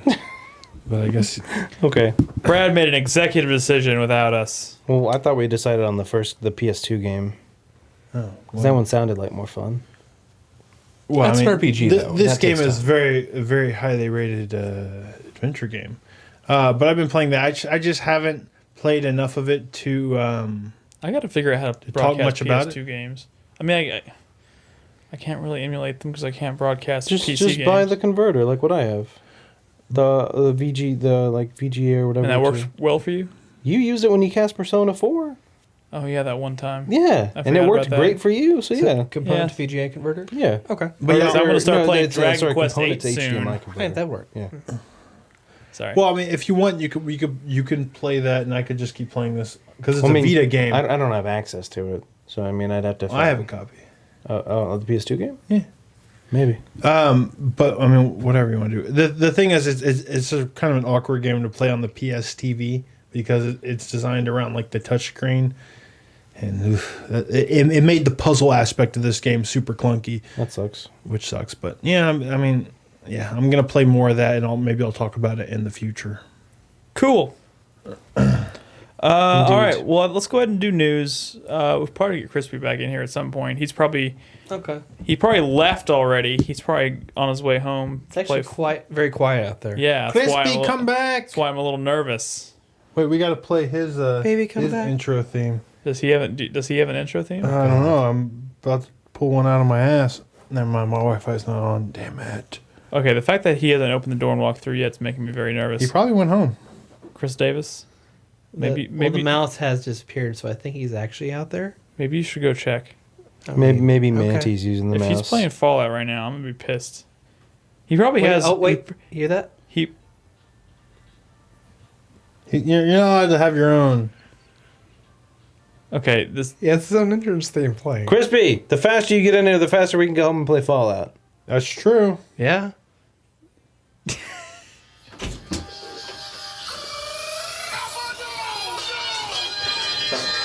What fucking guy? ad to finish before I came in.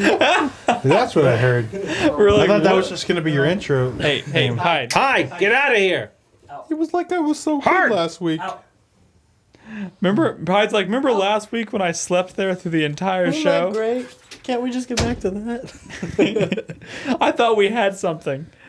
Oh man. Anyways, welcome back, Crispy. Hey, what's up? Did you have fun out there? Yeah, I was just browsing him. Alrighty then. Let's get on. Was there any news this week? I think it was kind Couple of late. topics. Okay, what do we got? What do we got this week? Hit me with Konami it. sucks again. More of that. Oh god, we're gonna talk about that Metal Gear Solid 5 Yeah, so patch. another update from Metal Gear Solid 5. Just in time for me to never play that game again. They added more stuff for your 4 operating base that you can pay real money for. Yeah, Because good stuff. yeah, no, Like quality stuff. no, Of course not. why not? Oh. And there was a lot of backlash about one of the something that I was very vocal about my distaste for a month ago. Which whenever, ironically is the one thing I was trying desperately to unlock last night. it's true. And so actually PC modders.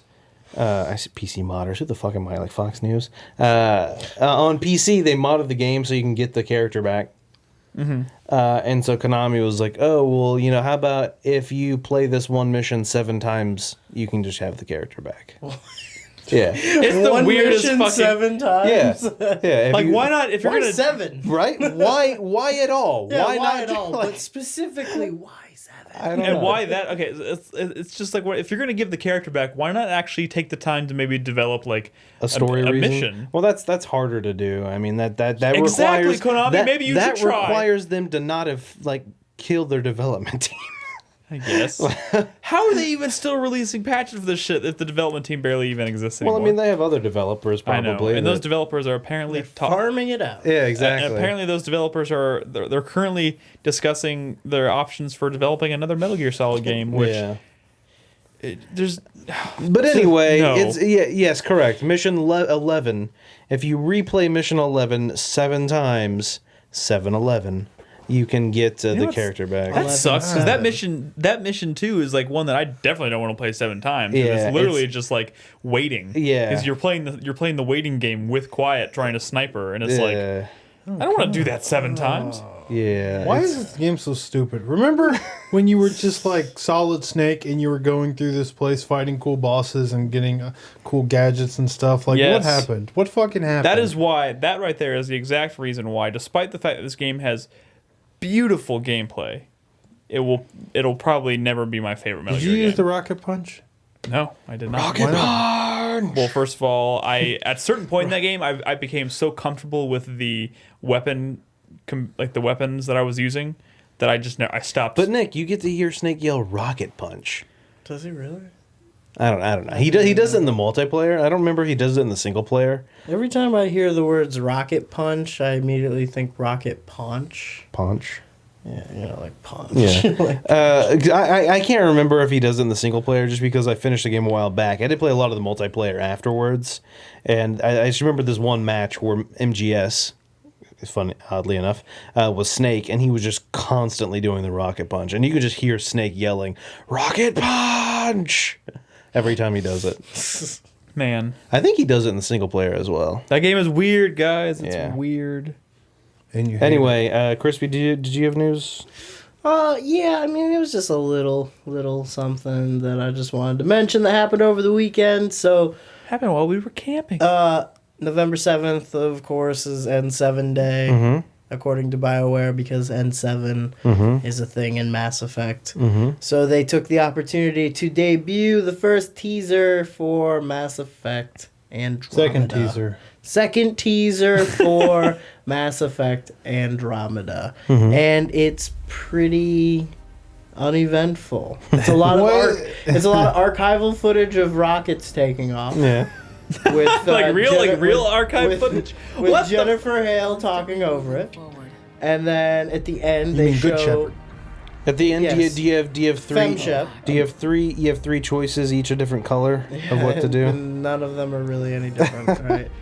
And then at the end of the trailer, they show the I guess like the colony ship that's going to the Andromeda Galaxy in the game, which is I guess what the You know, we game's about. joke, but we're all pretty excited for this I'm game, right? very excited. Dude, I am too. It's a new dawn. It's a If- new day. As disappointed For Mass about Effect. certain aspects of Dragon Age Inquisition as I was, the fact that they are using that as sort of a template for this kind of makes me excited. Yeah, because the quality aspects of Dragon Age, I think would work really well in the Mass Effect universe. Well, and the big problem with Dragon Age was combat, and in Mass I don't Effect, think that was a it's big going to be problem. different. I did not like the combat in Dragon Age Origins, but There's Mass a new Effect ship. that's going to be different because it's all shooting. You know, so, yeah. yeah. I'd So still there's take- the new ship, Mass Effect Andromeda. But There is you the go. ship the Andromeda? I thought it was the. No, they're going to the Andromeda Yeah, Galaxy. yeah. The name of the game is. So Mass that's Effect cool. I saw. What's the name of the ship? I don't know. It's probably something really generic like the Ark or some shit The Columbus. like that. Yeah. Something dumb. We'll find out. Steve. I really hope the ship's named Steve the Steve. ship. We got to get back to the Steve. What else we got? I got something. We're going to see what Chris Davis put as the title because we were kind of having a conversation about this. Go ahead, Chris. Crystal Dynamics senior designer hints that the Legacy of Kain Oh, yeah. series could return. I That's saw not this. what happened. What I wanted Jesus Christ. Chris Davis to put as the title is Stop Tweeting Brad about Legacy of Kain or Idiot with No Power plays with everyone's hopes and dreams. One of those. So, yeah, some designer at Crystal Dynamics who really probably has zero say in Well, yeah, he's a designer. whether- Designers don't get to determine what happens. executives at Square Enix get to determine what happens. Exactly. He was being interviewed, and they were and the question was, if you're a betting man, what odds do you have of Legacy of Kain coming Which back? is a leading question. Yeah, exactly. And he was like, I don't know, I'd say like 50-50. People at the studio, some people want to do it. I mean, it's 50 shit. It's a shit news. I mean, Yeah. there's no news here. It's bullshit. First of all, 50-50 means bullshit. 50-50 It is- could happen, it could not. Which is like 50-50 is literally the biggest non-answer you could possibly Yeah, have. Jesus Christ. Is it going to rain tomorrow? That's statistician for I don't know. yeah. Okay, so I'm sorry, Status- but all I'm status saying kicking, is don't get your fucking hopes up. It could happen, but this guy has no fucking say in it. And two, probably maybe don't bet on Legacy of Kain. There's like this Legacy of Kain historian or whatever who posts on NeoGAF. I mean, I think I've talked about some of his That's an odd his job. threads Yeah, right. before. Or What whatever. university does he work at? Is he on salary? I'm just saying he's like conducted like interviews. He's dug up like Has he been like footage and like in pictures. I mean, like Is he on the History concept Channel? art of stuff that doesn't exist. Is he like an adjunct professor? Is he tenured? If you're joking, but if you read one of these threads, you'd be like, oh my god, like it's ridiculous. It is absolutely ridiculous. And one of his threads was called "The 10 Canceled Legacy of Kain Games." The 10 canceled. I'm just There have saying. been more canceled Legacy of Kain games than actual twice as Legacy many. of Kain. All I'm saying is don't bet on Kain and don't listen to this idiot. That's the end of my news. I'm sorry. I don't want to be the bearer of The bad house news. always wins. I don't want to be the bearer of bad news, but that's that. Please, you could stop tweeting me. I He wanted to come doesn't back have too. a legacy to stand on. I'm sorry. That doesn't. You killed it. I was just trying. I was just throwing it out there. I felt good about it. That's all. God. All right. Time. Oh God. Let's jump straight to community. Community, let's do this. We got places to go. All right. So we have new patrons. We do. Yay! All right. So Nathan A, Thank you, Nathan. Angel, and Rafi are our 3 new patrons since last week. Wow, man, you guys It could. rock. It could possibly be Angel. Y'all need to hop in. Going with Angel. Y'all need to hop in the patron hip chat because there's. I need to. They're all my best friends. I've actually. now. I don't have a lot of I need friends. to send out. They're my I'm new going to send out friends. another round of emails to for those people who are not currently who are in the tier but not currently in the hip chat room. I'm gonna have to wait until Friday to do that probably when I get my internet, but I'm planning on doing that. So keep your eyes peeled. If you are a $10 plus patron and you don't have access to the hip chat room, I'll be sending out another round of invites. I wonder if There's that. Cool story, bro. All right, so we have a new supporter of the month. Yay! Yay! It is not Psychomantis, like I said last week. Who is it? Psychomantis was a joke name they had put on Patreon for to ask a question. They changed their name. Turns out it's Dave the Zombie. Oh Dave God the damn it. Zombie. Dave the Zombie. Long time chatter, first time caller. Game they chose was Shadow of Destiny / what was the other one, Brad? Virtue's Last Reward. Zero Virtue's Escape Last 2. Reward, Zero Escape. So we're definitely playing Virtue's Last Reward, Zero Escape 2, because Brad's already played it. I had thought about maybe playing some Shadow of Destiny. That is a crazy game. That's what I hear, and that's why I was kind of maybe wanting to play it. We'll see what happens, but thank you, Dave. You're the man of the month. You're the zombie. You the man, Dave. All right, so some questions from our patrons. hear If 'em. you are a patron, every week we post a little blub blub, and you can go on there and ask us questions for the podcast, and we will answer those questions. Mm-hmm. And so the first question this week comes from Michael. He asks, what is the greatest female video game character of all time? Holy shit. That is... In terms of story, in terms of yeah, gameplay, that's the complete package. That's a lofty question about- there. That's tough. Ellie? Tiny Kong? Wasn't her name Trixie? Yeah. Trixie. you don't even know her name, so Well, it can't be Trixie's her. from Diddy Kong or Donkey Kong Country 3.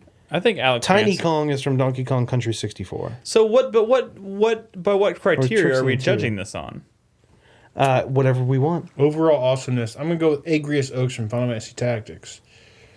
Of course you are. I'm going to go with That's low, Gamerbeck. what? Obviously, Kaine, best of both worlds. Oh my god. Here. Oh my god. Okay, I'm gonna go with Ellie from Last of Us. I think she's a great character. She is a great character. But she's a great character because she would even make a great movie character. Like she is a just well-rounded, well-written character, regardless of the medium. I'm gonna go with the boss from Saints Row. The female version. Oh, yeah, okay. That's a good choice. Gotcha. That is a good choice. Let's I not was gonna go with. Wait, do these have to be playable characters? No, that just said characters. Oh, because if I was to pick a playable character, I think Bayonetta would have to be up there. She's pretty I was cool. thinking of the boss from Metal Gear Solid 3. That's a good one. She is a great character. She's pretty cool. She's pretty BA. All right, next question from Timothy.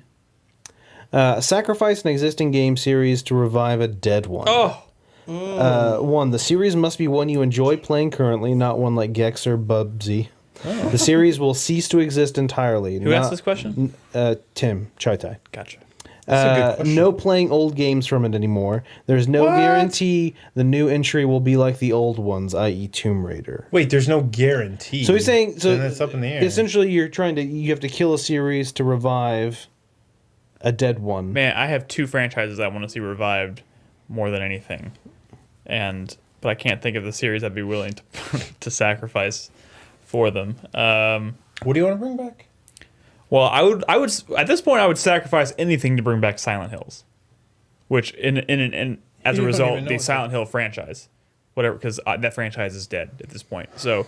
I think Konami stuff is off limits. But I think the see, I was gonna say until you said the thing about not being able to play any of the old games, I was gonna say fuck it, I'll sacrifice Metal Gear to bring back Silent Hill. Yeah, but then I was like, oh, don't tell me I can't go back and play Metal Gear.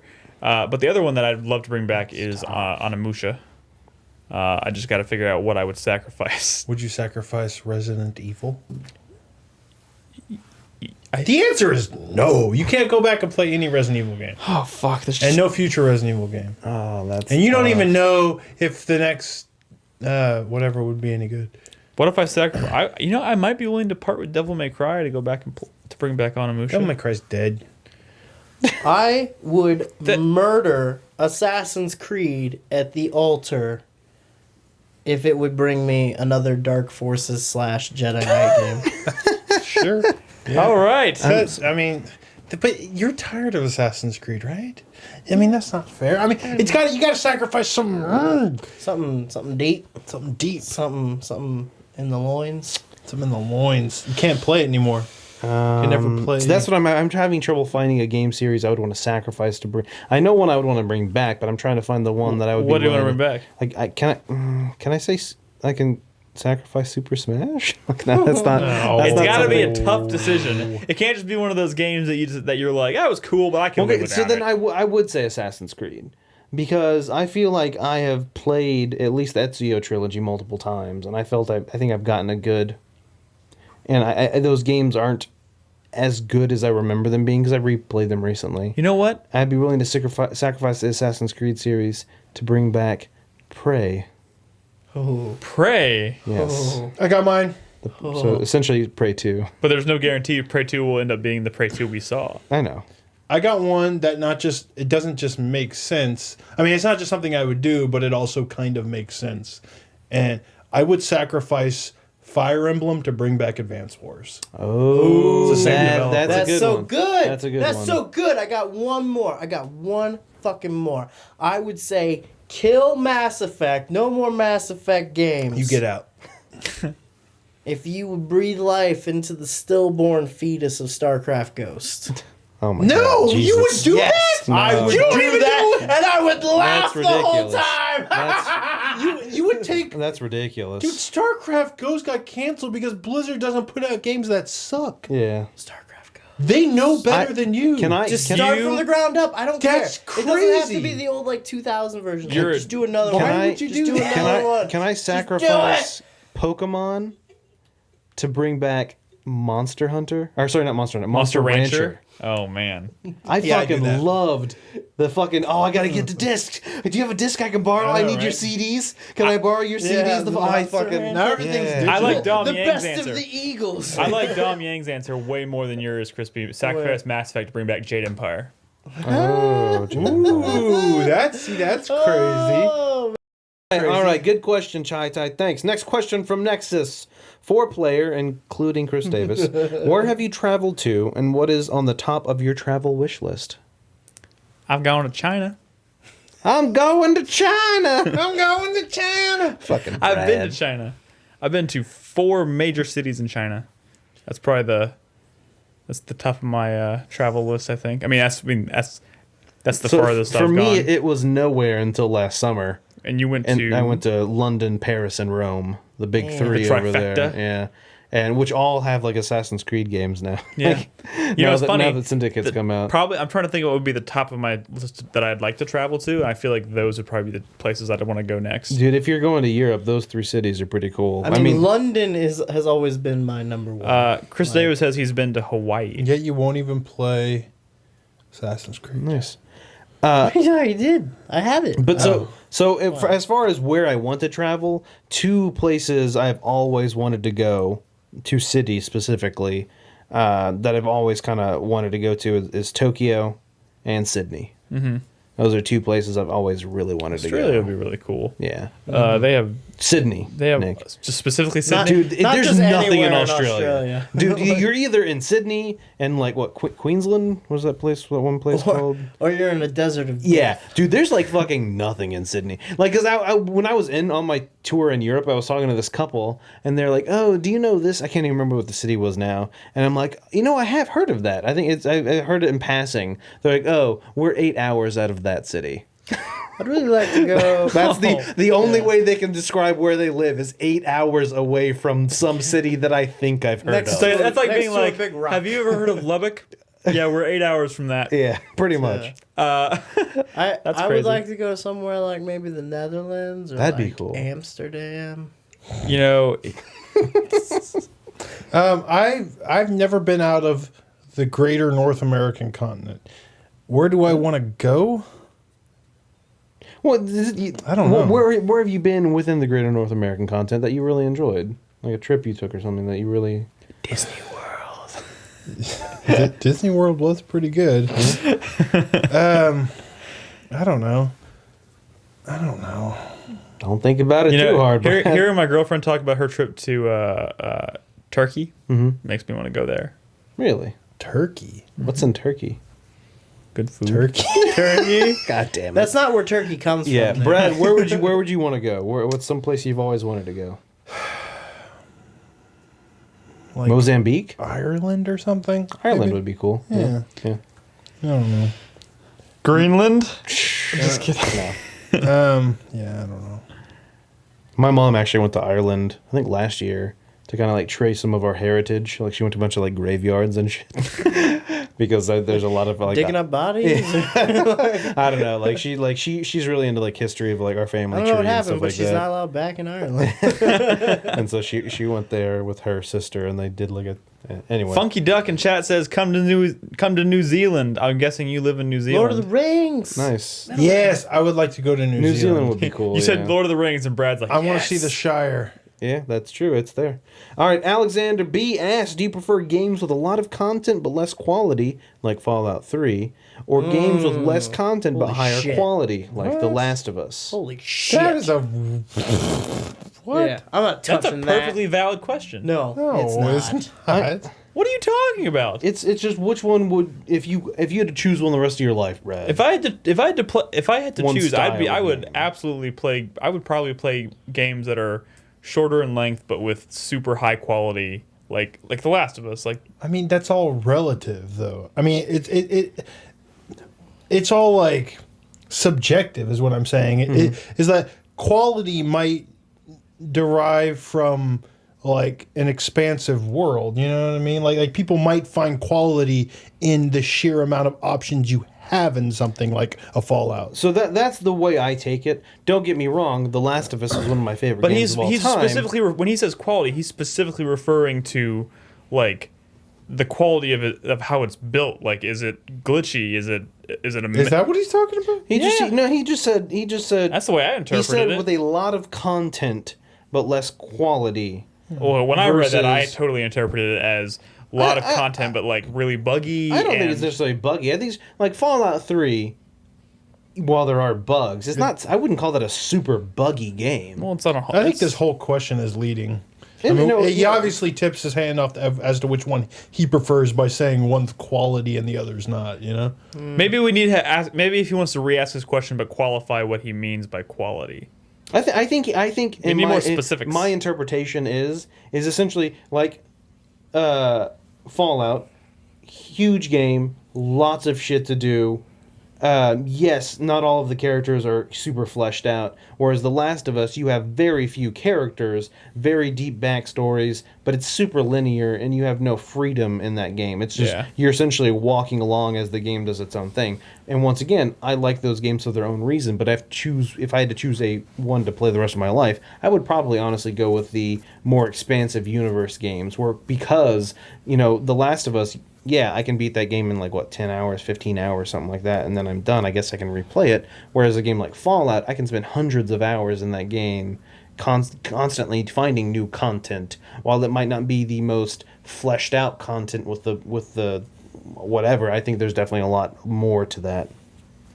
I don't know. Personal opinions. I don't really know how to answer it. I think he needs to qualify his question a little bit better before. Sure. All right, from Piost. Although Indivisible's Indiegogo campaign has gained some coverage and support, it's still unsure, and by unsure means it's not going to happen.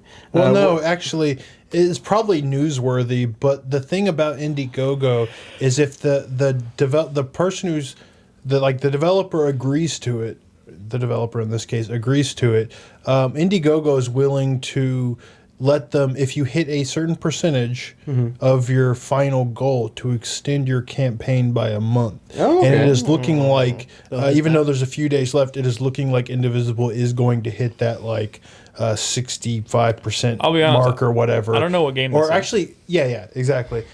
So all they have to hit is 900,000 right now. Oh, they're really close then. Yes. They're at 850, I think. Yeah. Oh, okay, so they're probably what gonna is Indivisible? This is the Why is everyone looking at me like the that? Metroidvania 'Cause game with I've been RPG bringing it elements up a from lot. the creators of Skullgirls. We've talked about it at least 3 or 4 times on the podcast before. I don't remember it. We showed the... Yeah, they released a playable demo of their game, and they also put that demo on the PlayStation Network. Oh, that one. Okay. It is gotcha. an amazing looking game, and it sucks that it took. So I think what happened was at the beginning they were getting no coverage, and so no one really knew about it. And so for the first several weeks they just got no money, and then all of a sudden the past couple of weeks they've been going up like crazy, but not enough. It's just the problem with this type. I mean, it's not a known series from a developer that made games in the 90s for people who are now grown up and wealthy. So the fact that it needed a $1.5 million goal, which is completely reasonable for any video game that looks like this, with the scope of an RPG, but because they didn't used to make Mech Warrior games, fuck it, right? But hey, whatever. It's going to make it. Back to the question. What games have you looked forward to which have never reached the market? Essentially a Kickstarter that didn't make it. Silent Hills. I know Crispy's StarCraft Ghost. Silent Hills wasn't like a kick. I mean, I guess it never reached the market, so I mean, StarCraft Ghost. StarCraft Ghost. I read the fucking book in anticipation of the game coming out. Prey 2. Prey 2. Yeah, Prey 2 is a huge one, yeah. I was kind of bummed that, I'm gonna say it ahead of time, that fucking Unsung Story, that thing ain't coming out. Fucking heartbreaking. I was kind of bummed that... the Matsuno? Yeah. Yeah. I was kind of bummed that Fear Effect 3 got canceled. It was pretty far along, too. All right, final question for the evening from Sam D. Sam D. Most movies based on games are terrible, but if you had to watch one, which one would it be and One that why? exists? Yeah, I think so. Yeah. So a movie based on a game? Yes. Probably the original Mortal Kombat movie. Your sword is mine. That movie was not terrible. The second one, however, is garbage. The second one is atrocious. Also, that same thing could be said. He's Chris Davis. Chris Davis Why says would you do that? the first Resident Evil film. I've seen that movie about 20 times. Why? Oh my I'll be honest. That first Resident Evil movie also not okay. terrible. Yeah, the same thing can be said of the Silent Hill movies. The first one is all right, and the second one is garbage. Don't. Me being a huge Silent Hill fan, I could not make it through the first 20 minutes of the second Silent Hill movie before I had to turn it off. It missed the point entirely. But I would say, yeah, I'd stick with the original Mortal Kombat movie. It was pretty good. Fuck you, Chris Liza Head. The Super Mario Brothers movie. Super Mario Dude, Brothers. is so With bad. the Goombas. Dude. Oh my god. Oh, and man. Toad Bob is a Hoskins oh my god. and John Leguizamo. Dude, yeah, I used to like, watch that it's- movie out loud. Who made that movie? That's so ridiculous. Yeah. My answer is Mortal Kombat. Brad, what's yours?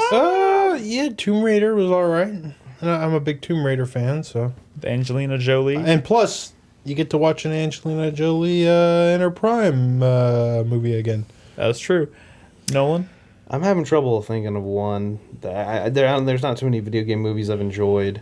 And I'm having trouble. I mean, yeah, Tomb Raider was fine, I guess, but it's not something I would like. I super liked. I'll probably go with Star Wars. Fuck you. What the fuck? I'm sure there's a movie. I'm sure there's a movie I'm forgetting. I'd watch Doom because of that sweet first person sequence. Oh yeah, that was so cool. And I like The Rock, so you know what? Sold. The Rock. Anybody? Nobody in chat's. He's so mentioning cool one. that his first name is Duh. I'm gonna throw this at you. I'm pretty Tomb sure Raider his did first not name is make Dwayne. Angelina Jolie. What are you talking about? I'm pretty sure she already had an Wait, Oscar before Tomb Raider came out. Does Advent Children I'm count? pretty sure the movie Hackers made Angelina Jolie. Well, if that's the case, then I would choose Final Fantasy Advent Children. All right. I like that movie. Fair enough. I thought it was okay.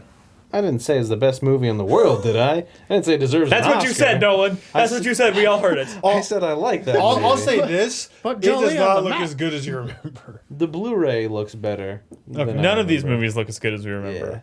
I went back at fairly recently. I saw the original Mortal Kombat playing on TV, and while it doesn't look terrible, Oh, you said Advent Children. I thought you meant Spirits No, Within. not Spirits fuck Within. Spirits Dude, Within. fuck that movie. Yeah, Okay, no, you know, Advent Children. Advent Children did have some really cool scenes. Yeah, Advent Children. Oh, Spirits Within was my the, God. was the weird sci-fi one. That was right? the next thing.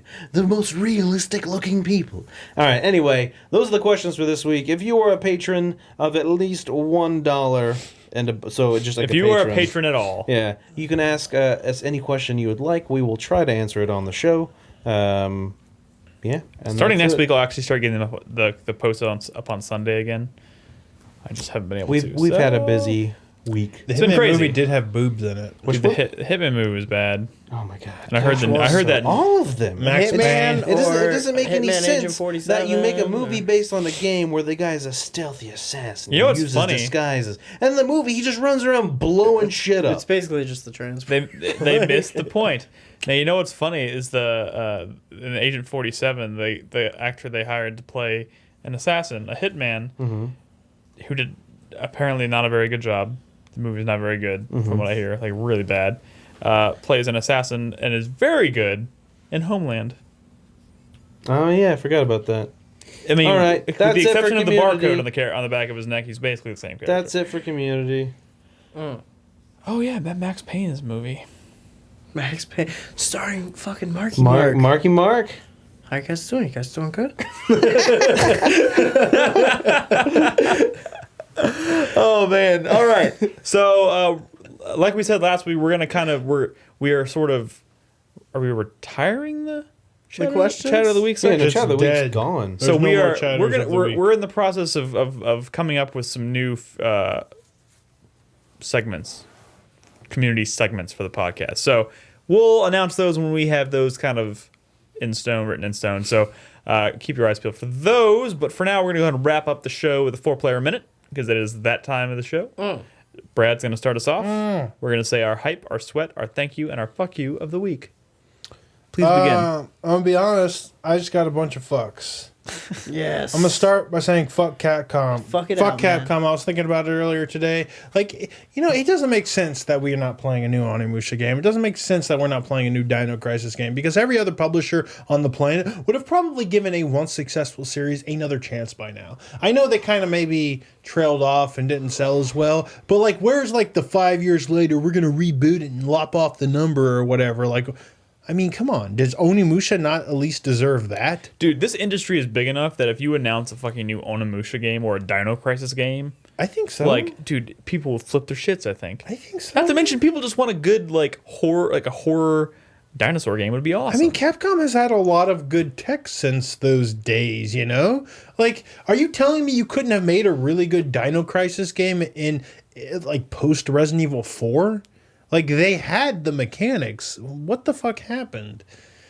It's really frustrating that Capcom just, like, as soon as there's a sign of sales decline, they're just like, nope, never again. And then, it's frustrating. Fuck Sega. This is going to be reoccurring up until we finally know what it is. But fuck Sega for that new Valkyria thing, which will most likely be something related to mobile. I refuse to believe it is going to be like a real Valkyria Chronicles game for PlayStation 4 or even Vita. There's no way. So fuck you, Sega, ahead of time. Fuck Konami. Just fuck you. Not for Metal Gear, not for Silent Hills, not for all these things that people are talking about. Fuck you for Suikoden. You know, because you had like probably not just one of the best JRPGs, but the ones that like people could grow up and stop being embarrassed about. You know, like your games were like fucking more grown up than little boys saving the world, and you killed it, man. You killed it. Fuck you. And my final fuck you goes to Square Enix. There's a theme here. Fuck all these Japanese publishers who aren't doing anything good anymore, except maybe shitting it out to mobile. Square Enix gets a fuck you for Front Mission, which I think could be super, not just really good. I mean, I've envisioned it for a long time, but you take something like the Valkyria Chronicles engine, which is like kind of this hybrid shooter, turn-based strategy game. You put mechs into that, like a Front Mission game? Dude, it's already a that could be similar cool. aesthetic. I'm Like, already all boned up over here. I mean, god damn it, dude. God damn it, Square Enix. What the fuck? And you know, fuck you for fuck you for Nosgoth, okay? Just fuck you for not making Legacy of Kain, because you're not going to do it because you ain't going to fucking balls. Fuck you. Wow. Fuck all y'all. Wow. Okay. Also, in the words of Phil Fish, you know, I'm just kidding. Shut the fuck up, Brad. All right, my hype is for can't read Fallout. That's what my hype is for. That's Dude, right. I am so fucking. I just want to fucking explore the world all day. I just want to run around the land and fucking do all the shit and get all the stuff and craft everything and build towns and power armor and everything. Oh god, I'm so excited. You build multiple towns? I think you can. Why? There's no real reason, I don't think. Brahmin caravans. Yeah, you can have caravans go between them. Hi, you did know something from before. Caught you, you motherfucker. No, I guess. Is that in the game? Guys, I'm so good! God damn it. focus. All right, my sweat is for Shadow of Destiny. Like, I kind of want to play it because it sounds interesting, but then also Fallout. I will. I'm worried it's going to be one of those games like Stalker. After watching Brad play Stalker, I'm like, God damn it! Now I really want to play Stalker. It's like, cool. It looked really good. Like, my thank you goes to John Cena. No, I'm just kidding. They just started a Kickstarter for Mystery Science Theater 3000. Ooh. Wait, what? They started today. I knew they started doing MST3K on their website. Yeah, Like but today they started a Kickstarter to bring it back. to bring back, depending on how much money they get, X amount of movies. Some people are excited, but some people are like kind of anti. Well, never mind. We're not gonna talk about it. Yeah, We're not gonna talk about that. I'm kind of excited for that potential. And my fuck you this week does go to Konami. Just this whole, like, they are doing everything they can to get as much money as they can out of Metal Gear 5. Like, they're just trying to fucking squeeze, how many microtransactions can we add? Because, you know, most people like us aren't going to buy into that. But a lot of the people who are just like, yeah, whatever, if they have those options there, more likely someone's gonna do it. Yeah. And that's what Konami's doing. They're just spreading the biggest goddamn net of microtransactions they can to just try and squeeze out all the goddamn pennies from people. And it's really frustrating that they're doing that. Especially to one of, like, the most beloved franchises in the world that they're doing this to. Konami's a shit show. They fucking are just dumping dirt on it. It's not even buried, and they're just dumping dirt on it. I can't wait to find out when Mercury Steam's new game's gonna be. I can't damn. wait. I Wait, can't when do wait. we find that out? It's gonna be so glorious. All right, I don't Crispy. know. All right, my hype this week is to get home and start playing some Fallout 4, which, geographically speaking, will occur before you or you get home. So I'm really happy about that. Crispy, I let some air out of your tires. My hype this week is for Star Wars Battlefront. Can't fucking wait. Screw you haters. My hype this week is for Just Cause 3 because that's coming up too, and that looks fun as shit. And, of course, my hype this week is for No Man's Sky. Of course. Why? Of course it is. No, why? But that's not really a game. I'm just kidding. That was a joke. Don't buy into it. Anyways. All A right. flock of ships. My hype this week was of course Fallout 4. But for the sake of being different, I will say Rise of the Tomb Raider. That's racist. I got my hands on Rise of the Tomb Raider on Xbox One today, and while I'll be waiting to start it on Friday when I broadcast. I don't want to start it and then start broadcasting in the middle of it. So I'll be playing it on Friday. So look forward to that. If you haven't seen the game, come hang out with me on Friday night. If all goes well, if my internet's back up and running, I will be starting at I'll probably start at like 8 and just play until I have to sleep. So your eyes peeled for that, and my sweat, of course, goes to Fallout, because as much as I want to devote as much time as I possibly can to that game, there's so many other games too that I want to be playing. Assassin's Creed, Halo, Tomb Raider, all that stuff. So it's getting stressful. Shut up, Brad. Don't remind me of that. All right. My thank you of the week. I'm not very thankful. Like, no, That's I have two fuck yous. terrible. I have two fuck yous for the week. Horrible human. My fuck you for number one goes to Amazon, which I love Amazon. They're great. They've never fucked me before. But And when they did of it all the the first times- time, they weren't even gentle. of all the times in the world you could have decided to drop the ball, even if it's by a day, it's Fallout 4. Are you kidding me? My Pip-Boy edition won't be arriving till tomorrow, and it's killing me inside. And my second fuck you, of course, goes to not necessarily Kojima, but whoever the fuck decided on the fucking structure of Metal Gear Solid 5 and how they were going to hide all that important story stuff behind some really bullshit requirements. That was probably Kojima. Fuck you, Kojima and Konami, but mainly whoever did that, which is probably Kojima. It's one thing to be weird and edgy, but like, that's a little too far. I can't believe how many fucking hoops I had to jump through just to see a fucking cutscene.